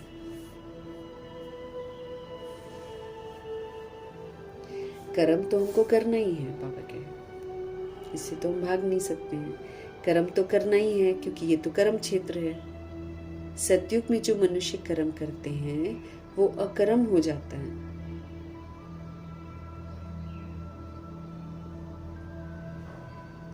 सतयुग में जो मनुष्य कर्म करते हैं वो अकर्म हो जाता है।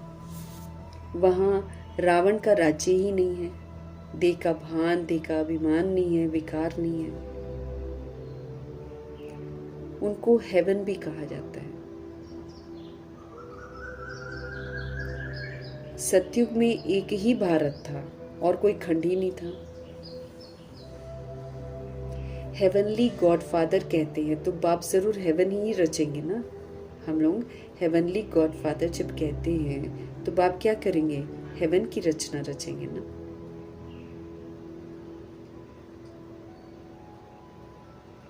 ये सब नेशन वाले जानते हैं कि भारत प्राचीन देश था।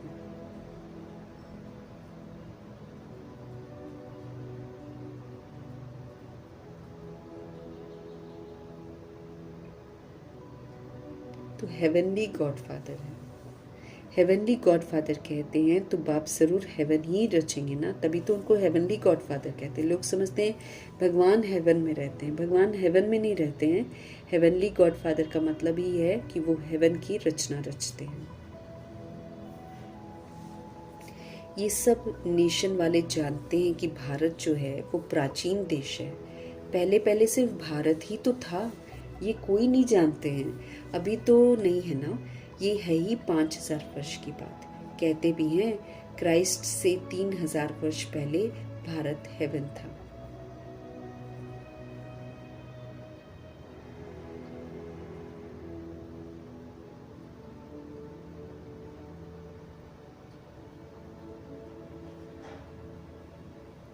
तो बाबा स्पष्ट कर रहे हैं,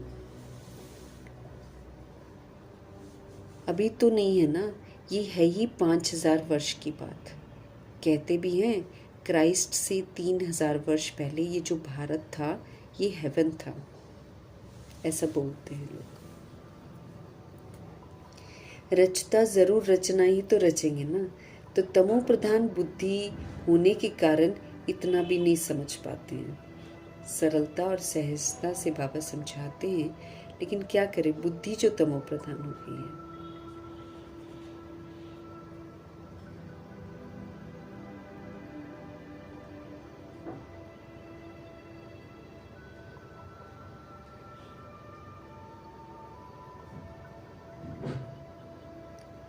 तो 5000 वर्ष की बात है। कहते भी हैं क्राइस्ट से 3000 वर्ष पहले भारत हेवन था। रचता जरूर रचना रचेंगे ना, तमो प्रधान बुद्धि होने के कारण इतना भी नहीं समझते हैं। भारत तो सबसे ऊंच खंड है, पहली बिरादरी है मनुष्य सृष्टि की। भारत जो है ना हमारा, बाबा कहते हैं ये सबसे ऊंचा खंड है। पहली बिरादरी किसकी है? मनुष्य सृष्टि की है। ये भी ड्रामा बना हुआ है। साहूकार गरीबों को मदद करते हैं, ये भी चला आता है। भक्ति मार्ग में भी साहूकार जो है वो गरीबों को दान करते हैं, परंतु ये तो है ही पतित दुनिया। तो यहाँ पर दान भी करते हैं तो दे के भान में करते हैं, दे के अभिमान में करते हैं, देख कर करते हैं, इसको करेंगे उसको नहीं करेंगे, ऐसा वाला थॉट रहता है। तो है ही पतित दुनिया ना, तो पतितों को ही तो दान करते हैं। पतित पतित को दान करता है, तो पुण्य कहाँ से होगा?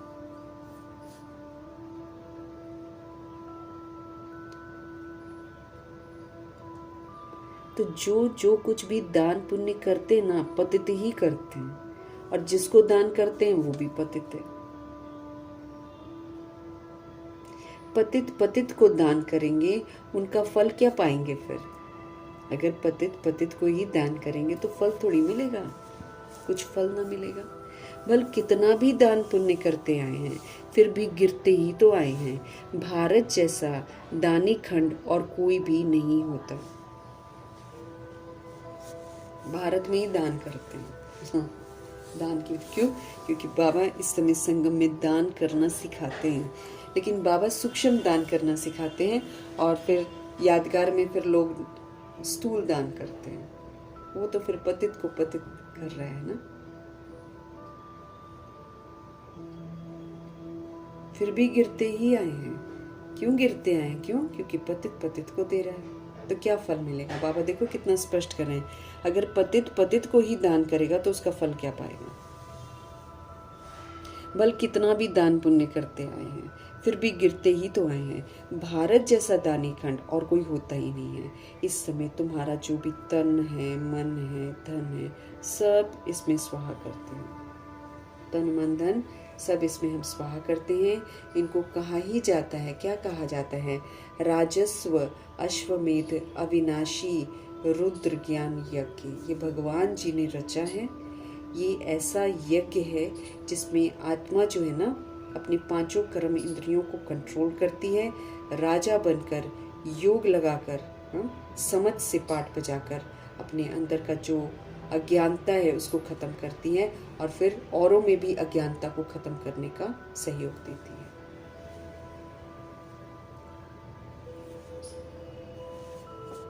इस समय तुम्हारा जो भी तन मन धन है सब इसमें स्वाहा करते हो। इनको कहा जाता है राजस्व अश्वमेध अविनाशी ज्ञान यज्ञ। आत्मा कहती है ये जो तुम्हारा पुराना शरीर है इनको भी यहाँ पर स्वाहा करना है, मतलब भगवान को सौंप देना है, फिर भगवान के डायरेक्शन के अनुसार इस तन को सफल करना। इसको हम बाबा की श्रीमत के विपरीत यूज नहीं कर सकते हैं कायदे से, क्योंकि हमने शरीर के द्वारा 63 जन्म बैड कर्मा किए हैं। अब उसको कैसे कट करेंगे? जितना हम इस संगम युग के शरीर को सफल करेंगे ना, उतना हम कर पाएंगे।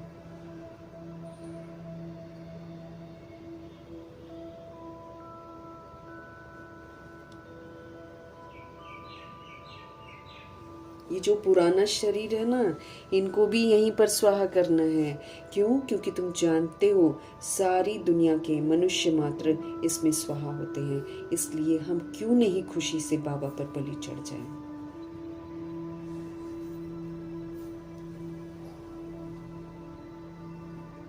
आत्मा कहती है ये जो पुराना शरीर है, इनको भी इसी में स्वाहा करना है। क्योंकि तुम जानते हो सारी दुनिया के मनुष्य मात्र इसी में स्वाहा होते हैं। सबके शरीर इसी, जब ज्ञान प्रत्यक्ष होता है, जब पवित्रता स्थापन हो जाती है, तो सबके शरीर स्वाहा होते हैं विनाश में। हमको मौका है जीते जी इसको स्वाहा करो। हमको स्वीकार करना है कि हाँ भाई, हम बॉडी कॉन्शियसनेस में आए, हमने 63 जन्म विस्मृति का पाठ बजाया हमने। अब जैसे आज बाबा ने बोला, तुम तमो प्रधान बने तो दुनिया तमो प्रधान बनी। द्वापर युग कलयुग की जितनी आत्माएं आज बैड पाठ बजा रही हैं, क्यों बजा रही हैं? क्योंकि जब वो दुनिया में आई थी तो देवकुल की आत्मा विस्मृत हो गई थी, उल्टे मार्ग पर चल पड़ी थी। तो वो जब अब जो कलयुग में आई है सोल, है ना, जो एंड में आई है, वो तो जब आई है तो तब तो यहाँ पर तमो प्रधानता थी। तो उसने तो वही तमो प्रधानता पिक करी है और गंदे तरीके से करी है। अब जब आते ही आपको गंदी दुनिया दिखाई देगी तो आप गंदे कर्म करोगे, और गंदे कर्म को आप गलत नहीं बोलोगे। जैसे बाबा से मिलने के पहले तो हम भी गलत काम कर रहे थे और हम उसको कुछ बुरा तो नहीं मानते थे, है कि नहीं? अब बाबा ने जब बोला है ना, तब लगता है कि हाँ, हम गलत कर रहे थे।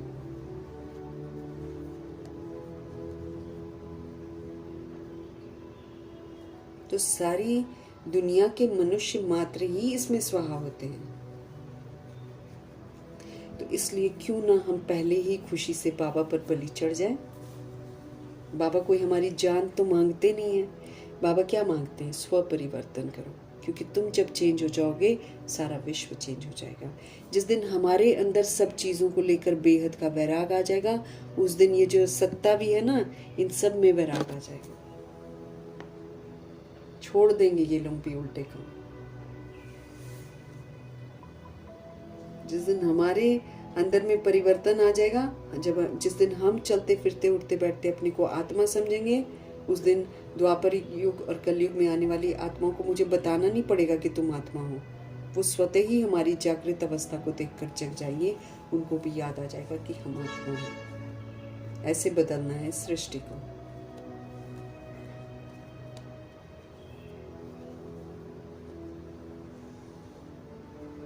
सारी दुनिया के मनुष्य मात्र इसमें स्वाहा होते हैं। इसलिए हम क्यों नहीं खुशी से बाबा पर बलि चढ़ जाएं। आत्मा जानती है, हम बाप को याद करते हैं, कहते भी आए हैं, बाबा आप जब आएंगे तो हम बलिहार जाएंगे। क्योंकि अब हमारे बलिहार जाने से आप फिर 21 जन्म के लिए बलिहार जाते हो। हम एक जन्म बलिहार जाते हैं और क्या छोड़ते हैं? बुराइयाँ। और भगवान जी 21 जन्म हम पर बलिहार जाते हैं। मतलब इस जन्म में भी सर्व प्राप्तियां अनुभव कराते हैं, सुख शांति प्रेम की, और 2500 वर्ष की राजधानी में दुख का नाम निशान नहीं है। कोई अप्राप्त वस्तु नहीं है वहां पर, सब कुछ प्राप्त है। और सुंदर सुंदर सोने के महल, सफाई, एकदम पुष्पक विमान में घूमने जाओ, कोई मिट्टी नहीं, कोई हरियाली ही हरियाली, सब कुछ एकदम प्योर, सब कुछ एकदम सतोप्रधान। लेकिन फिर उसके लिए मुझे मर्जीवा बनना पड़ेगा ना, तब तो जाएंगे। अब हम पुराने में जिएंगे और सोचेंगे हम नई दुनिया में जाएंगे, तो नहीं। ये नई दुनिया, नए संस्कार, नई स्मृतियां, इसका मुझे यहाँ पर सबूत देना है। उसमें पुराना शूद्रपन का कुछ भी नहीं होना चाहिए हमारे अंदर।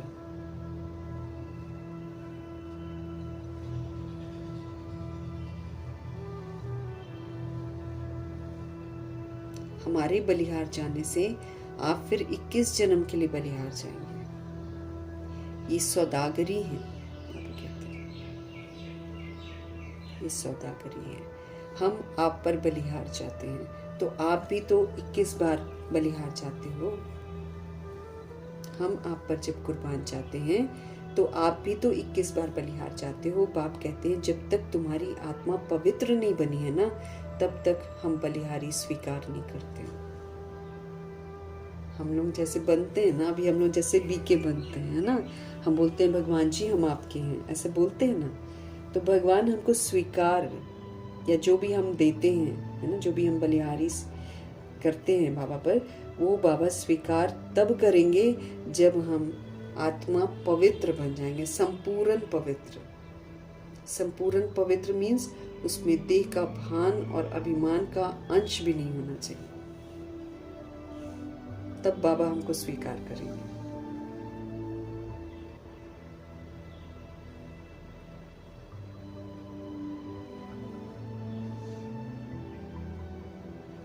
तो बाप कहते हैं जब तक तुम्हारी आत्मा पवित्र नहीं बनी है ना, तब तक हम बलिहारी स्वीकार नहीं करते।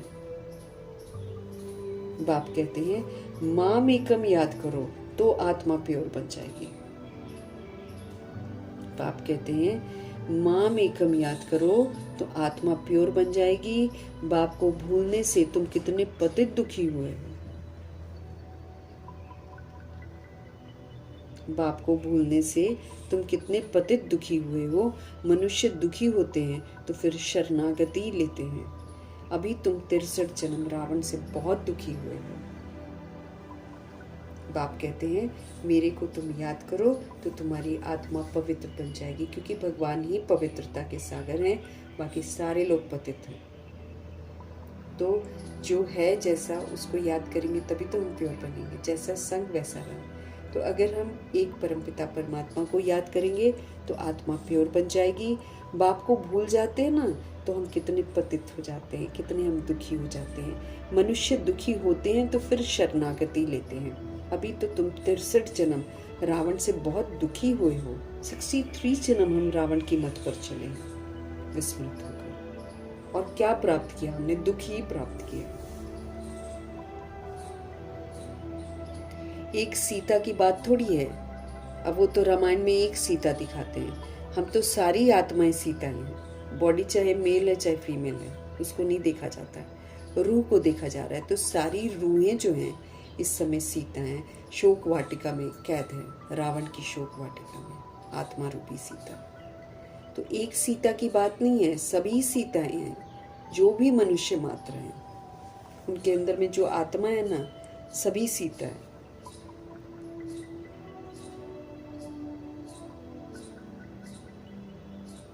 अभी तुम 63 जन्म रावण से बहुत दुखी हुए हो। एक सीता की बात नहीं है यहाँ पर, एक सीता की बात नहीं है, सब सीताएं हैं यहाँ पर। जो भी मनुष्य मात्र हैं सब सीताएं हैं। रामायण में तो कहानी लिख दी है वो तो वाल्मीकि जी ने कहानी लिखी है। कहानी है वो, जिसको लोग आज जिसके नाम पर खून खराबा कर रहे हैं। श्री राम जय श्री राम जय श्री राम करते रहते, जानते हैं ही नहीं, कुछ भी नहीं जानते हैं।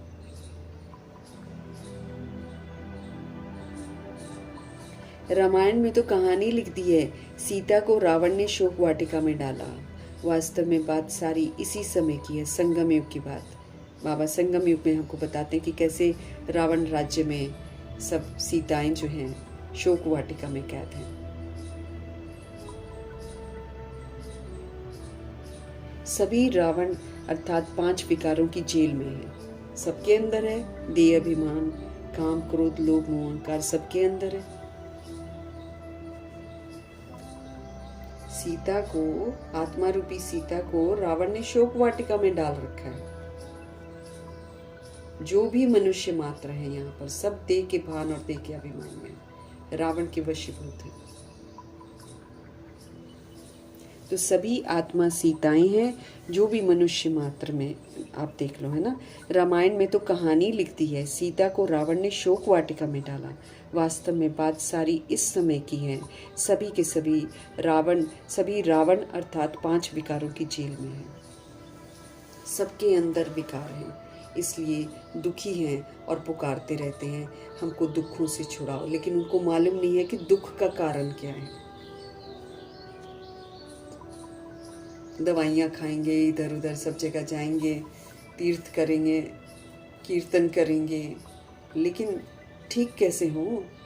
ठीक तो तब होंगे ना जब दुखों का कारण पता चले और उस दुखों के कारण को छोड़ दें, तब तो दुख खत्म होंगे। दुख तो भक्ति मार्ग में पहले देह का भान आया, फिर अभिमान आया, फिर काम विकार आया, फिर क्रोध आया, धीरे धीरे लोभ आया, फिर मोह, ऐसे आया ना। और जैसे आता गया दुखी होते गए, दुखी होते गए, दुखी होते गए। आज रावण पूरा का पूरा बुद्धि में घुसा हुआ है, सब के सब दुखी हैं। ईर्ष्या, द्वेष, चिंता, परचिंतन, प्रदर्शन, परमत, परदोष घुसा हुआ है सारा अंदर। ये दुखों का कारण है। जब तक इसको छोड़ेंगे नहीं, हमारे दुख दूर होंगे नहीं। क्योंकि देह भान, देह अभिमान में हम पाप कर्म करते ही रहेंगे।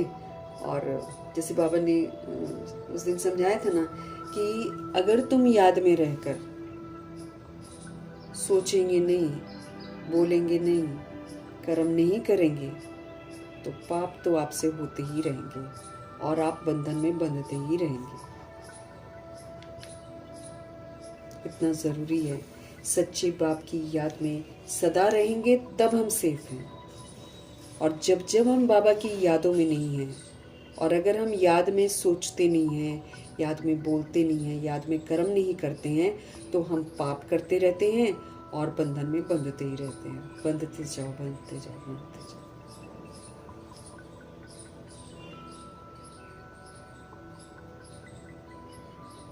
सभी रावण अर्थात 5 विकारों की जेल में हैं, इसलिए दुखी होकर पुकारते हैं हमको इनसे छुड़ाओ।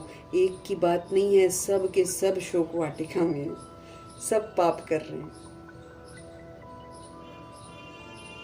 एक की बात नहीं है, बाप समझाते हैं सारी दुनिया ही जो है ना वो रावण की जेल में है।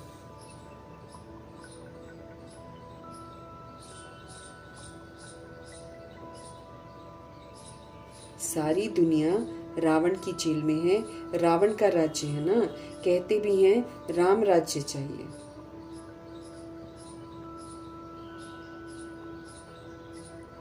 गांधी ने भी कहा, सन्यासी कभी ऐसे नहीं कहेंगे कि राम राज्य चाहिए।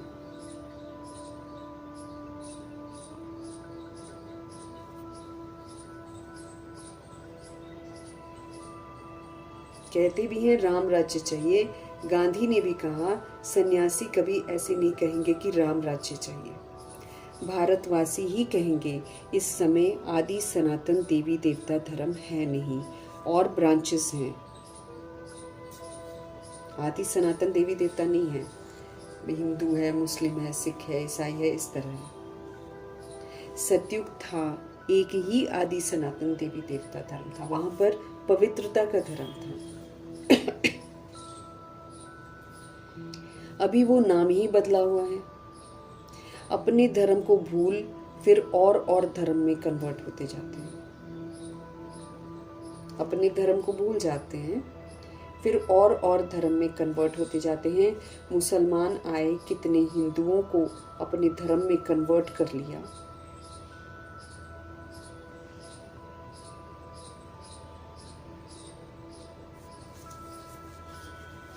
क्रिश्चियन धर्म में भी बहुत कन्वर्ट हो गए, इसलिए भारतवासियों की जनसंख्या कम हो गई।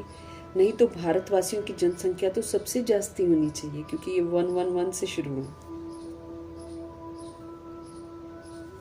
अनेक धर्मों में कन्वर्ट हो गए हैं। बाप कहते हैं तुम्हारा जो आदि सनातन देवी देवता धर्म था ना, वो सबसे ऊंच है। सतो प्रधान थे उस समय, आत्मा बिल्कुल पवित्र थी, कोई देह का भान नहीं, कोई दैहिक धर्म नहीं, कोई दैहिक भिन्नता नहीं।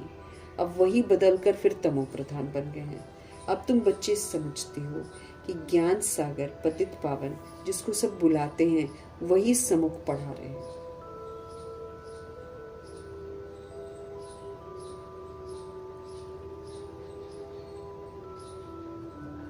अब तुम बच्चे समझते हो, ज्ञान सागर पतित पावन जिसको बुलाते हैं ना, वही सम्मुख पड़ा रहे हैं। वो ज्ञान का सागर, प्रेम का सागर है। क्राइस्ट की ऐसी महिमा नहीं करेंगे। वही ज्ञान का सागर है, वही प्रेम का सागर है। क्राइस्ट की ऐसी महिमा नहीं करेंगे। श्री कृष्ण को ज्ञान का सागर, पतित पावन नहीं कहा जाता है। सागर तो एक ही होता है, चारों तरफ ऑल राउंड सागर ही सागर है। दो सागर नहीं होते हैं। ये मनुष्य सृष्टि का नाटक है, इसमें सबका अलग अलग पार्ट है। ये मनुष्य सृष्टि का नाटक है, इसमें सबका अलग अलग पार्ट है। बाप कहते हैं मेरा कर्तव्य जो है ना, ये सबसे अलग है। भगवान जी का जो कर्तव्य है ये सबसे अलग है। मैं ज्ञान का सागर हूँ, मुझे ही तुम पुकारते हो हे पतित पावन।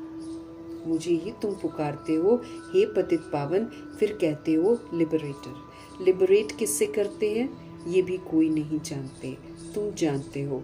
हम सत्युग त्रेता में बहुत सुखी थे, उसको स्वर्ग कहा जाता है। अभी तो है ही नर्क, इसलिए पुकारते हैं दुख से लिबरेट कर सुखधाम ले चलो।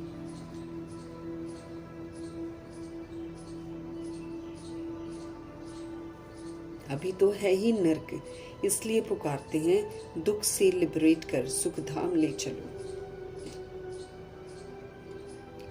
सन्यासी कभी नहीं कहेंगे कि फलाना स्वर्गवासी हो। वो फिर कहते हैं पार निर्वाण गया। सन्यासी कभी नहीं कहेंगे कि फलाना स्वर्गवासी हुआ, वो फिर कहते हैं पार निर्वाण गया। विलायत में भी कहते हैं लेफ्ट फॉर हेवनली अबोर्ड।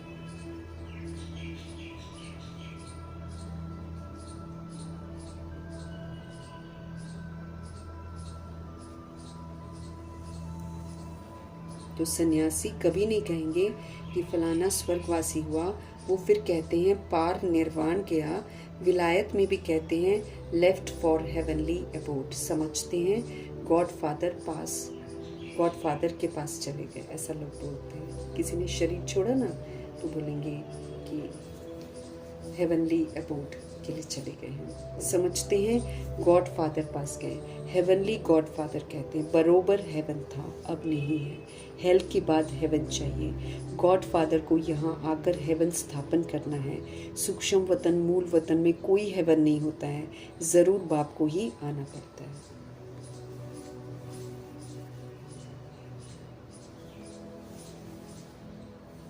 तो हेवनली गॉड फादर कहते हैं बरोबर हेवन था, अब नहीं है। हेल के बाद हेवन चाहिए। गॉड फादर को यहाँ आकर हेवन स्थापन करना है। गॉड फादर आते हैं और यहाँ पर हेवन स्थापन करते हैं। सूक्ष्म वतन, मूल वतन में कोई हेवन नहीं होता। सूक्ष्म वतन में, मूल वतन में कोई भी हेवन नहीं होता है, जरूर बाप को ही आना पड़ता है। सूक्ष्म वतन तो बाबा संगम युग में वो करते हैं, खोलते हैं ना और रचते हैं। और मूल वतन हम आत्माओं का घर होता है, वहाँ पर कोई स्वर्ग नहीं होता, वहाँ कोई बॉडीली बीइंग नहीं रहते हैं। स्वर्ग भगवान कहते हैं धरा पर ही होता है, और वहाँ पर बॉडीली बीइंग्स होते हैं, लेकिन वो दैवी गुणों वाले होते हैं। तो बाबा को तो आना ही पड़ता है। जब तक आएंगे नहीं, समझाएंगे कैसे, है ना? और हम समझेंगे कैसे? सबसे बड़ी बात है हम पाप आत्मा बन जाते हैं ना, तो कैसे समझेंगे जब तक बाबा हमारे सृष्टि पर हमारे लेवल तक नहीं आते। तो साधारण तन का आधार लेते हैं, फिर हमको समझाते हैं। नंबर वार हम समझते हैं, सब एक जैसा समझते भी नहीं है। बाप कहते हैं मैं आकर प्रकृति का आधार लेता हूँ। बाप कहते हैं मैं आकर प्रकृति का आधार लेता हूँ। मेरा जन्म मनुष्यों मुआफिक नहीं है। मैं गर्भ में नहीं आता हूँ, तुम सभी गर्भ में आते हो। सतयुग में गर्भ महल होता है, क्योंकि वहाँ कोई विक्रम होता नहीं जो कि हम सजा भोगे। बाबा हमारे कहते हैं मैं आकर प्रकृति का आधार लेता हूँ। मेरा जन्म मनुष्यों मुआफिक नहीं है। मैं गर्भ में नहीं आता हूँ, तुम सभी गर्भ में आते हो। सतयुग में गर्भ महल होता है, क्योंकि वहाँ कोई विक्रम होता नहीं जो कि सज़ा भोगे। इसलिए उसको गर्भ महल कहा जाता है। यहाँ तो पाप करते हैं, फिर जिसकी सज़ा आत्मा उल्टा लटक कर भोगती है गर्भ में, इसलिए उसको गर्भ जेल कहा जाता है। वहाँ से निकल नहीं पाती है, भगवान को बार बार रिक्वेस्ट करती है धर्मराज को कि मुझे यहाँ से निकालो, हम पाप नहीं करेंगे, लेकिन फिर जन्म लेकर फिर पाप करती है, मेरे तेरे में फंस गई। इसलिए यहाँ पर गर्भ जेल कहा जाता है। यहाँ रावण राज्य में मनुष्य पाप ही करते हैं, सब पाप करते रहते हैं। देखिए भान में, देखिए अभिमान में, ओनली पाप पाप पाप। ये है ही पाप आत्माओं की दुनिया, वो है पुण्य आत्माओं की दुनिया। स्वर्ग जो है पुण्य आत्माओं की दुनिया है।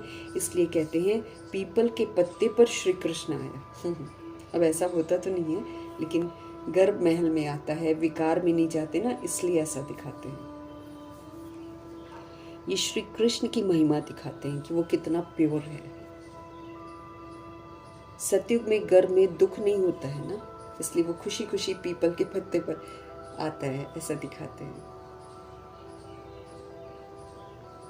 सतयुग में गर्भ में दुख नहीं होता ना, बाप कर्म अकर्म विकर्म की गति हमको समझा रहे हैं, जिसका फिर शास्त्र गीता बनाया है। परंतु उसमें शिव भगवान वाच के बदले श्री कृष्ण का नाम डाल दिया। श्री कृष्ण का नाम डाल दिया है। अब तुम जानते हो हम बेहद के बाप से बेहद सुख का वर्षा लेते हैं। हम बेहद के बाप से बेहद सुख का वर्षा लेते हैं। अभी भारत रावण से श्रापित है।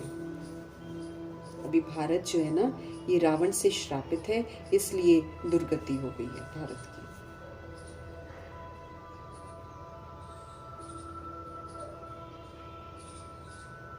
अभी भारत रावण से श्रापित है, इसलिए दुर्गति हो गई है। ये बड़ा श्राप भी ड्रामा में नूंद है।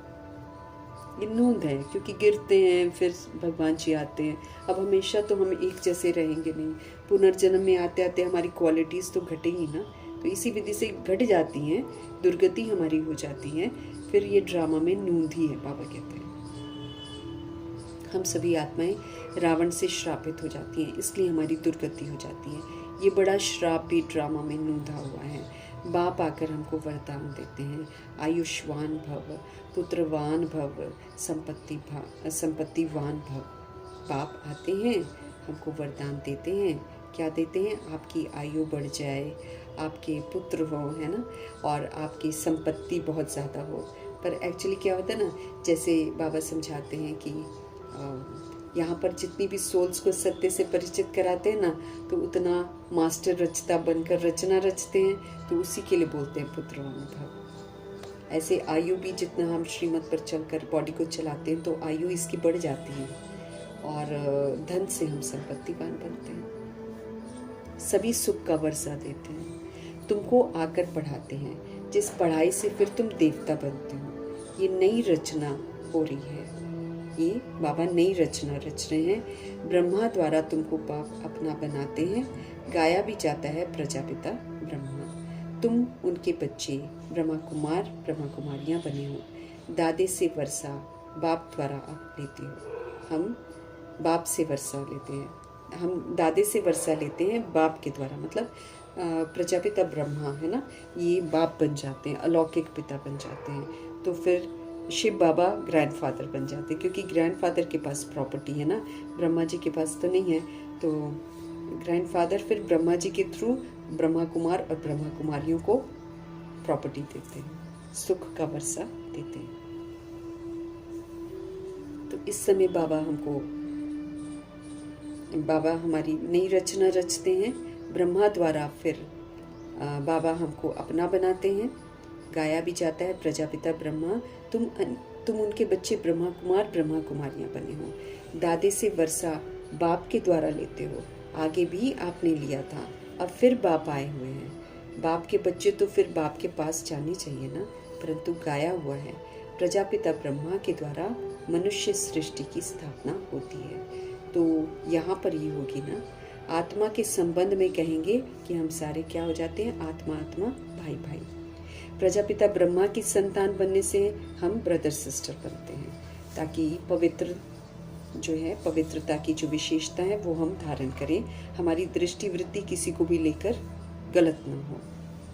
इस समय तुम सब भाई बहन हो, तुमने बाप से वर्षा लिया था, अब भी बाप से वर्षा ले रहे हो। शिव बाबा कहते हैं मुझे याद करो। शिव बाबा क्या कहते हैं? मुझे याद करो। तुम आत्मा को शिव बाबा को याद करना है। याद करने से ही तुम पावन बनेंगे और कोई उपाय नहीं है। तुम आत्मा को शिव बाबा को याद करना है, ठीक है? याद करने से ही तुम पावन बनेंगे और कोई उपाय नहीं है। पावन बनने के सिवाय तुम मुक्ति धाम में जा भी नहीं सकते हो। बिना पावन बने हम मुक्ति धाम में जा भी नहीं सकते हैं। जीवन मुक्ति धाम में पहले पहले आदि सनातन देवी देवता धर्म था, फिर नंबरवार और धर्म आ गए। पावन बनने के सिवाय तुम मुक्ति धाम में जा भी नहीं सकते हो। जीवन मुक्ति धाम में पहले पहले आदि सनातन देवी देवता धर्म था, फिर नंबरवार और धर्म आए। बाप अंत में आकर सबको दुखों से मुक्त करते हैं। उनको कहा भी जाता है लिबरेटर। बाप कहते हैं तुम सिर्फ मुझे याद करो तो तुम्हारे जितने भी पाप है ना भस्म हो जाएंगे। बुलाते भी हो, बाबा आओ हमको पतित से पावन बनाओ। टीचर तो पढ़ाते हैं, इसमें चरित्र करते क्या है? ये भी पढ़ाई है ना। बाप ज्ञान का सागर है, आकर हम आत्मा को ज्ञान देते हैं, समझ देते हैं और फिर कहते हैं अब समझदार बनो। तो जब हम आत्मा समझकर पाठ बजाते हैं तो हम समझदार हैं। जब हम देह समझकर पाठ बजाते हैं तो फिर हम बेसमझी कर रहे हैं। ये तो हमने 63 जन्म बेसमझी की, और 63 जन्म बेसमझी करके हमने क्या पाया? दुख पाया। हाँ, और पाया क्या हमने? दुखी तो पाया ना। तो हमारे शिव बाबा ज्ञान के सागर हैं, वही सदगति दाता हैं, वही लिबरेटर हैं। बाप ज्ञान का सागर ही आकर ज्ञान देते हैं, वही ज्ञान देते हैं। तो बाप अंत में आकर सबको दुखों से मुक्त करते हैं। उनको कहा भी जाता है लिबरेटर। बाप कहते हैं तुम सिर्फ मुझे याद करो तो तुम्हारे पाप भस्म हो जाएंगे। बुलाते भी हो कि बाबा आओ हमको पतित से पावन बनाओ। टीचर तो पढ़ाते हैं, इसमें चरित्र करते हैं क्या? ये भी पढ़ाई है। बाप ज्ञान का सागर ही आकर हम आत्माओं को ज्ञान देते हैं। ज्ञान के सागर शिव पिता परमात्मा ही आकर हमको ज्ञान देते हैं। अच्छा, मीठे मीठे सिकिलते बच्चों प्रति माता पिता बाप दादा का याद प्यार और गुड मॉर्निंग। रूहानी बाप के रूहानी बच्चों को नमस्ते। हम रूहानी बच्चों की भी रूहानी बाप को दिल से, जान से, सिख से, प्रेम से, अदब से, पूरे रिस्पेक्ट से, पूरे रिगार्ड से प्यार भरी नमस्ते और तहे दिल से मीठे परमात्मा जी का धन्यवाद।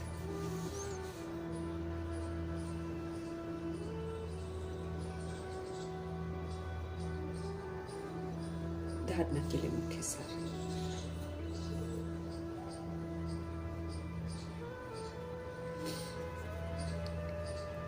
कर्म, अकर्म और विकर्म, इसकी गति को अच्छी रीति जानकर अब कोई पाप कर्म नहीं करना है। विकर्म करते हैं तो सजाएं भुगतते हैं, बंधन में बंध जाते हैं। फिर ये सारे बंधन मुझे खोलने ही पड़ेंगे। ये सबसे बड़ी बात है ना। बनाने में तो बहुत इजी है, हम आराम से बना लेते हैं। जैसे बाबा बोल रहे हैं ना, याद में रहकर अगर आप नहीं सोचते हो, नहीं बोलते हो, नहीं कर्म करते हो, या फिर सोच बोल कर्म करने समय बाबा को याद नहीं करते हो, तो तुम पाप ही कर रहे हो और तुमको पता नहीं है। तुम बंधन में बंधते ही जा रहे हो। अब जितने तुम बंधन में बंध रहे हो, ये सारे बंधन तुम ही को खोलने पड़ेंगे और कोई नहीं आएगा खोलने के लिए। हमारे बंधन हम ही को खोलने पड़ेंगे। तो कर्म, अकर्म और विकर्म की गति को जान। अब कोई भी पाप कर्म नहीं करना है। कर्म क्षेत्र पर कर्म करते हुए विकारों का त्याग करना ही विकर्म से बचना है। कर्म क्षेत्र हम कर्म क्षेत्र पर हैं, ये कर्म भूमि है, इसमें हम कर्म कर रहे हैं। कर्म करते हुए हमें विकारों का त्याग करना है और सारे विकर्मों से बचना है।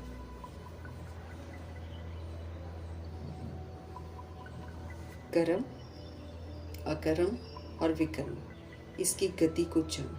अब कोई भी पाप कर्म मुझे नहीं करना है। कर्म क्षेत्र पर कर्म करते हुए विकारों का त्याग करना ही विकर्म से बचना है। कर्म क्षेत्र पर हैं हम, कर्म करते हुए विकारों का त्याग करना ही विकर्म से बचना है।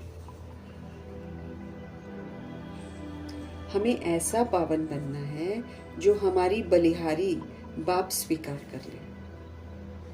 हमें ऐसा पावन बनना है जो हमारी बलिहारी बाप स्वीकार कर ले। पावन बनकर पावन दुनिया में मुझे जाना है।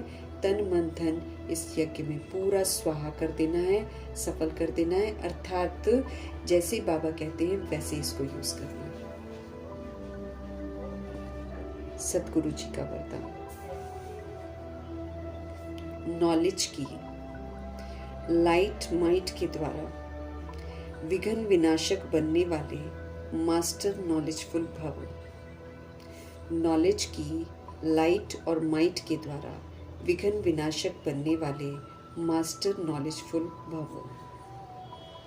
भक्ति मार्ग में गणेश को विघ्न विनाशक कहकर पूजते हैं, साथ साथ उन्हें मास्टर नॉलेजफुल अर्थात विद्यापति भी मानते हैं। तो जो बच्चे, गणेश किसका यादगार है? पुरुषार्थ का यादगार है। तो जो बच्चे मास्टर नॉलेजफुल बनते हैं वे कभी भी विघ्नों से हार नहीं खा सकते। क्यों? क्योंकि नॉलेज का प्रकाश है उनके पास, नॉलेज की ताकत है उनके पास। तो विघ्नों से हार क्यों खाएंगे? जिससे मंजिल पर पहुंचना उनके लिए बिल्कुल सहज हो जाता है। नॉलेज की लाइट और माइट से मंजिल पर सहज पहुंच जाते हैं। बीच में विघ्न आते हैं, ऑपोजिशन आते हैं, लेकिन उनके पास प्रकाश है इसलिए वो उसको पार कर लेते हैं और मंजिल पर पहुंचना उनके लिए इजी हो जाता है। ऐसे ही जो विघ्न विनाशक हैं, बाप के साथ जो सदा कंबाइंड रहते हैं, वो कंबाइंड रहते हुए नॉलेज का सिमरन करते रहते हैं, वे कभी विघ्न हार नहीं बन सकते। वो विघ्नों से कभी हार नहीं खा सकते।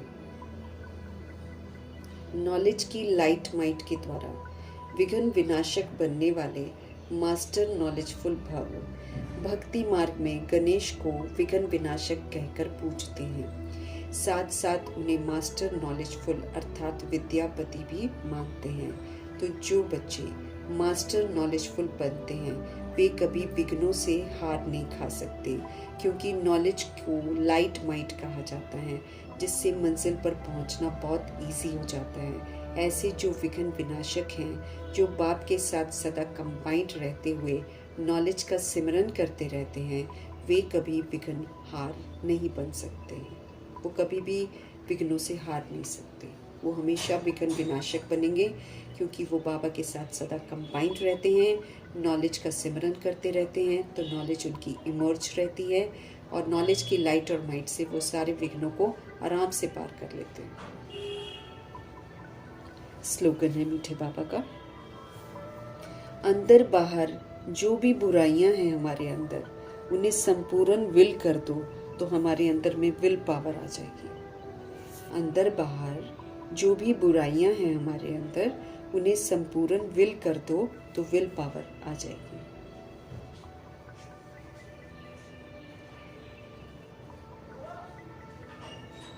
अंदर बाहर जो भी बुराइयां हैं हमारे अंदर, उन्हें संपूर्ण विल कर दो, प्रभु को सौंप दो तो विल पावर हमारे अंदर आ जाएगी, दृढ़ता की शक्ति हमारे अंदर आ जाएगी। हम आत्माओं को अव्यक्त इशारे मिल रहे हैं सदा अचल सदा अडोल एक रस स्थिति का अनुभव करने के लिए।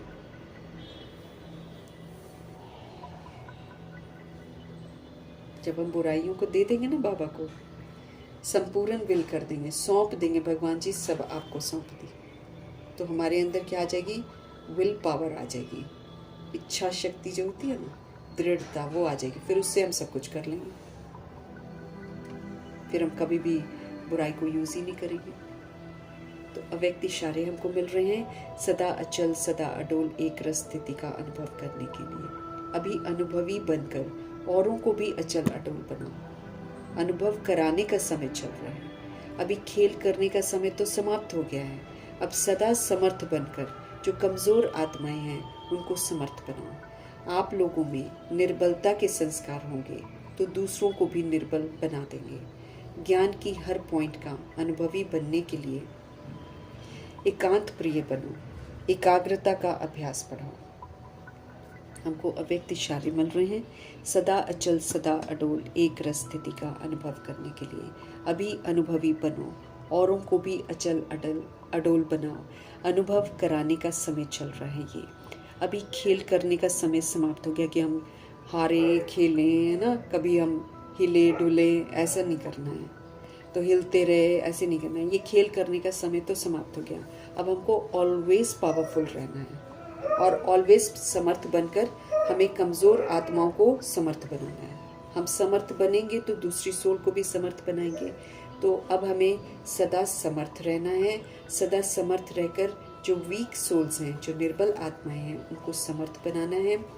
आप लोगों में निर्बलता के संस्कार अगर होंगे, अगर हमारे अंदर में कमज़ोरी के संस्कार होंगे तो हम दूसरों को भी कमज़ोर बना देंगे। ज्ञान की हर पॉइंट का अनुभवी बनने के लिए हमको एकांत प्रिय बनना है। अगर हम चाहते हैं कि जो बाबा ज्ञान सुना रहे हैं उसको हम करके अनुभव करें, है ना, तो ज्ञान की हर पॉइंट का अनुभवी बने तो उसके लिए हमको एकांत प्रिय बनना है ना।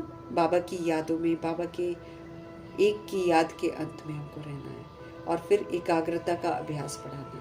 हमारी बुद्धि जो है वो एकाग्र हो जाए। एकाग्र बुद्धि बनने का हमको अभ्यास बढ़ाना है।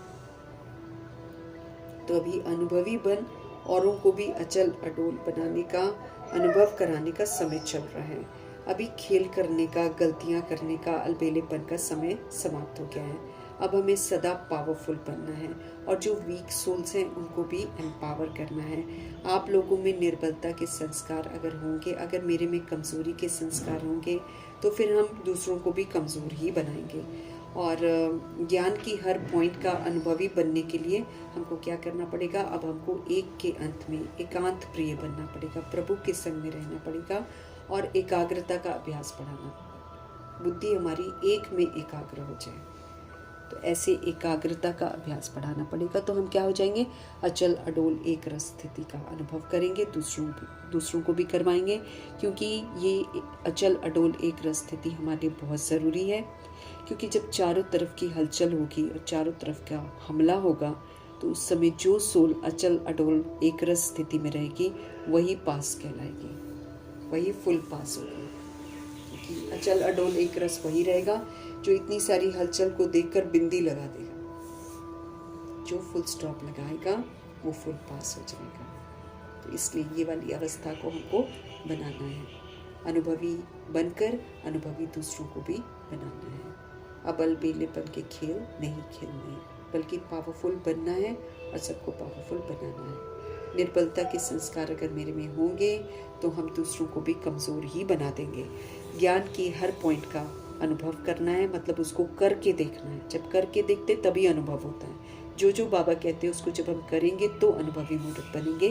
और फिर उसके लिए बाबा कहते हैं क्या करना पड़ेगा? ज़्यादा से ज़्यादा हम एकांत प्रिय बने और एकाग्रता का अभ्यास बढ़ाएं। ग्रुप में इधर उधर ना करें। हाँ, जब संगठित योग होता है तो वो हम कहीं भी बैठकर बाबा की यादों में रहकर मधुबन का सहयोगी बन सकते हैं, मधुबन निवासी बन सकते हैं। बाकी इधर उधर ना ज़्यादा मिलकर कहते हैं चलो हम मिलकर पुरुषार्थ करते हैं, मिलकर, उसमें नहीं उलझना चाहिए।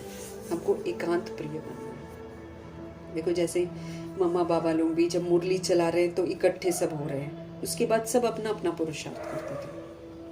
उसके बाद तो नहीं, मम्मा किसी में उलझती थी, मम्मा अपना पुरुषार्थ करती थी, अपनी सेवा करती थी, तो एकाग्र बुद्धि रहती थी, एकांत प्रिय रहती थी। ऐसे ही हमको भी करना है। दोस्तियों में नहीं जाना है हमको, किसी को देखकर कुछ नहीं करना है कि कोई करता है तो हम भी करें। वो तो फिर उसकी किसी दिन वो नहीं करेगा तो फिर हम भी नहीं करेंगे, तो ऐसे तो हमारी अवस्था बिगड़ जाएगी ना।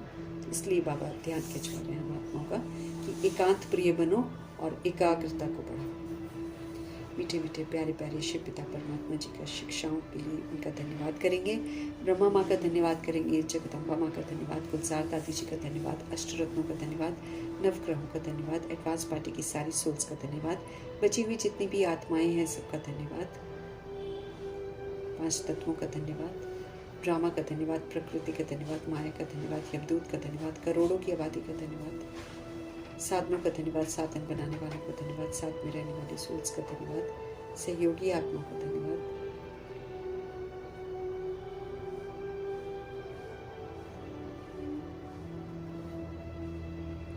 और पूरे यूनिवर्स का धन्यवाद।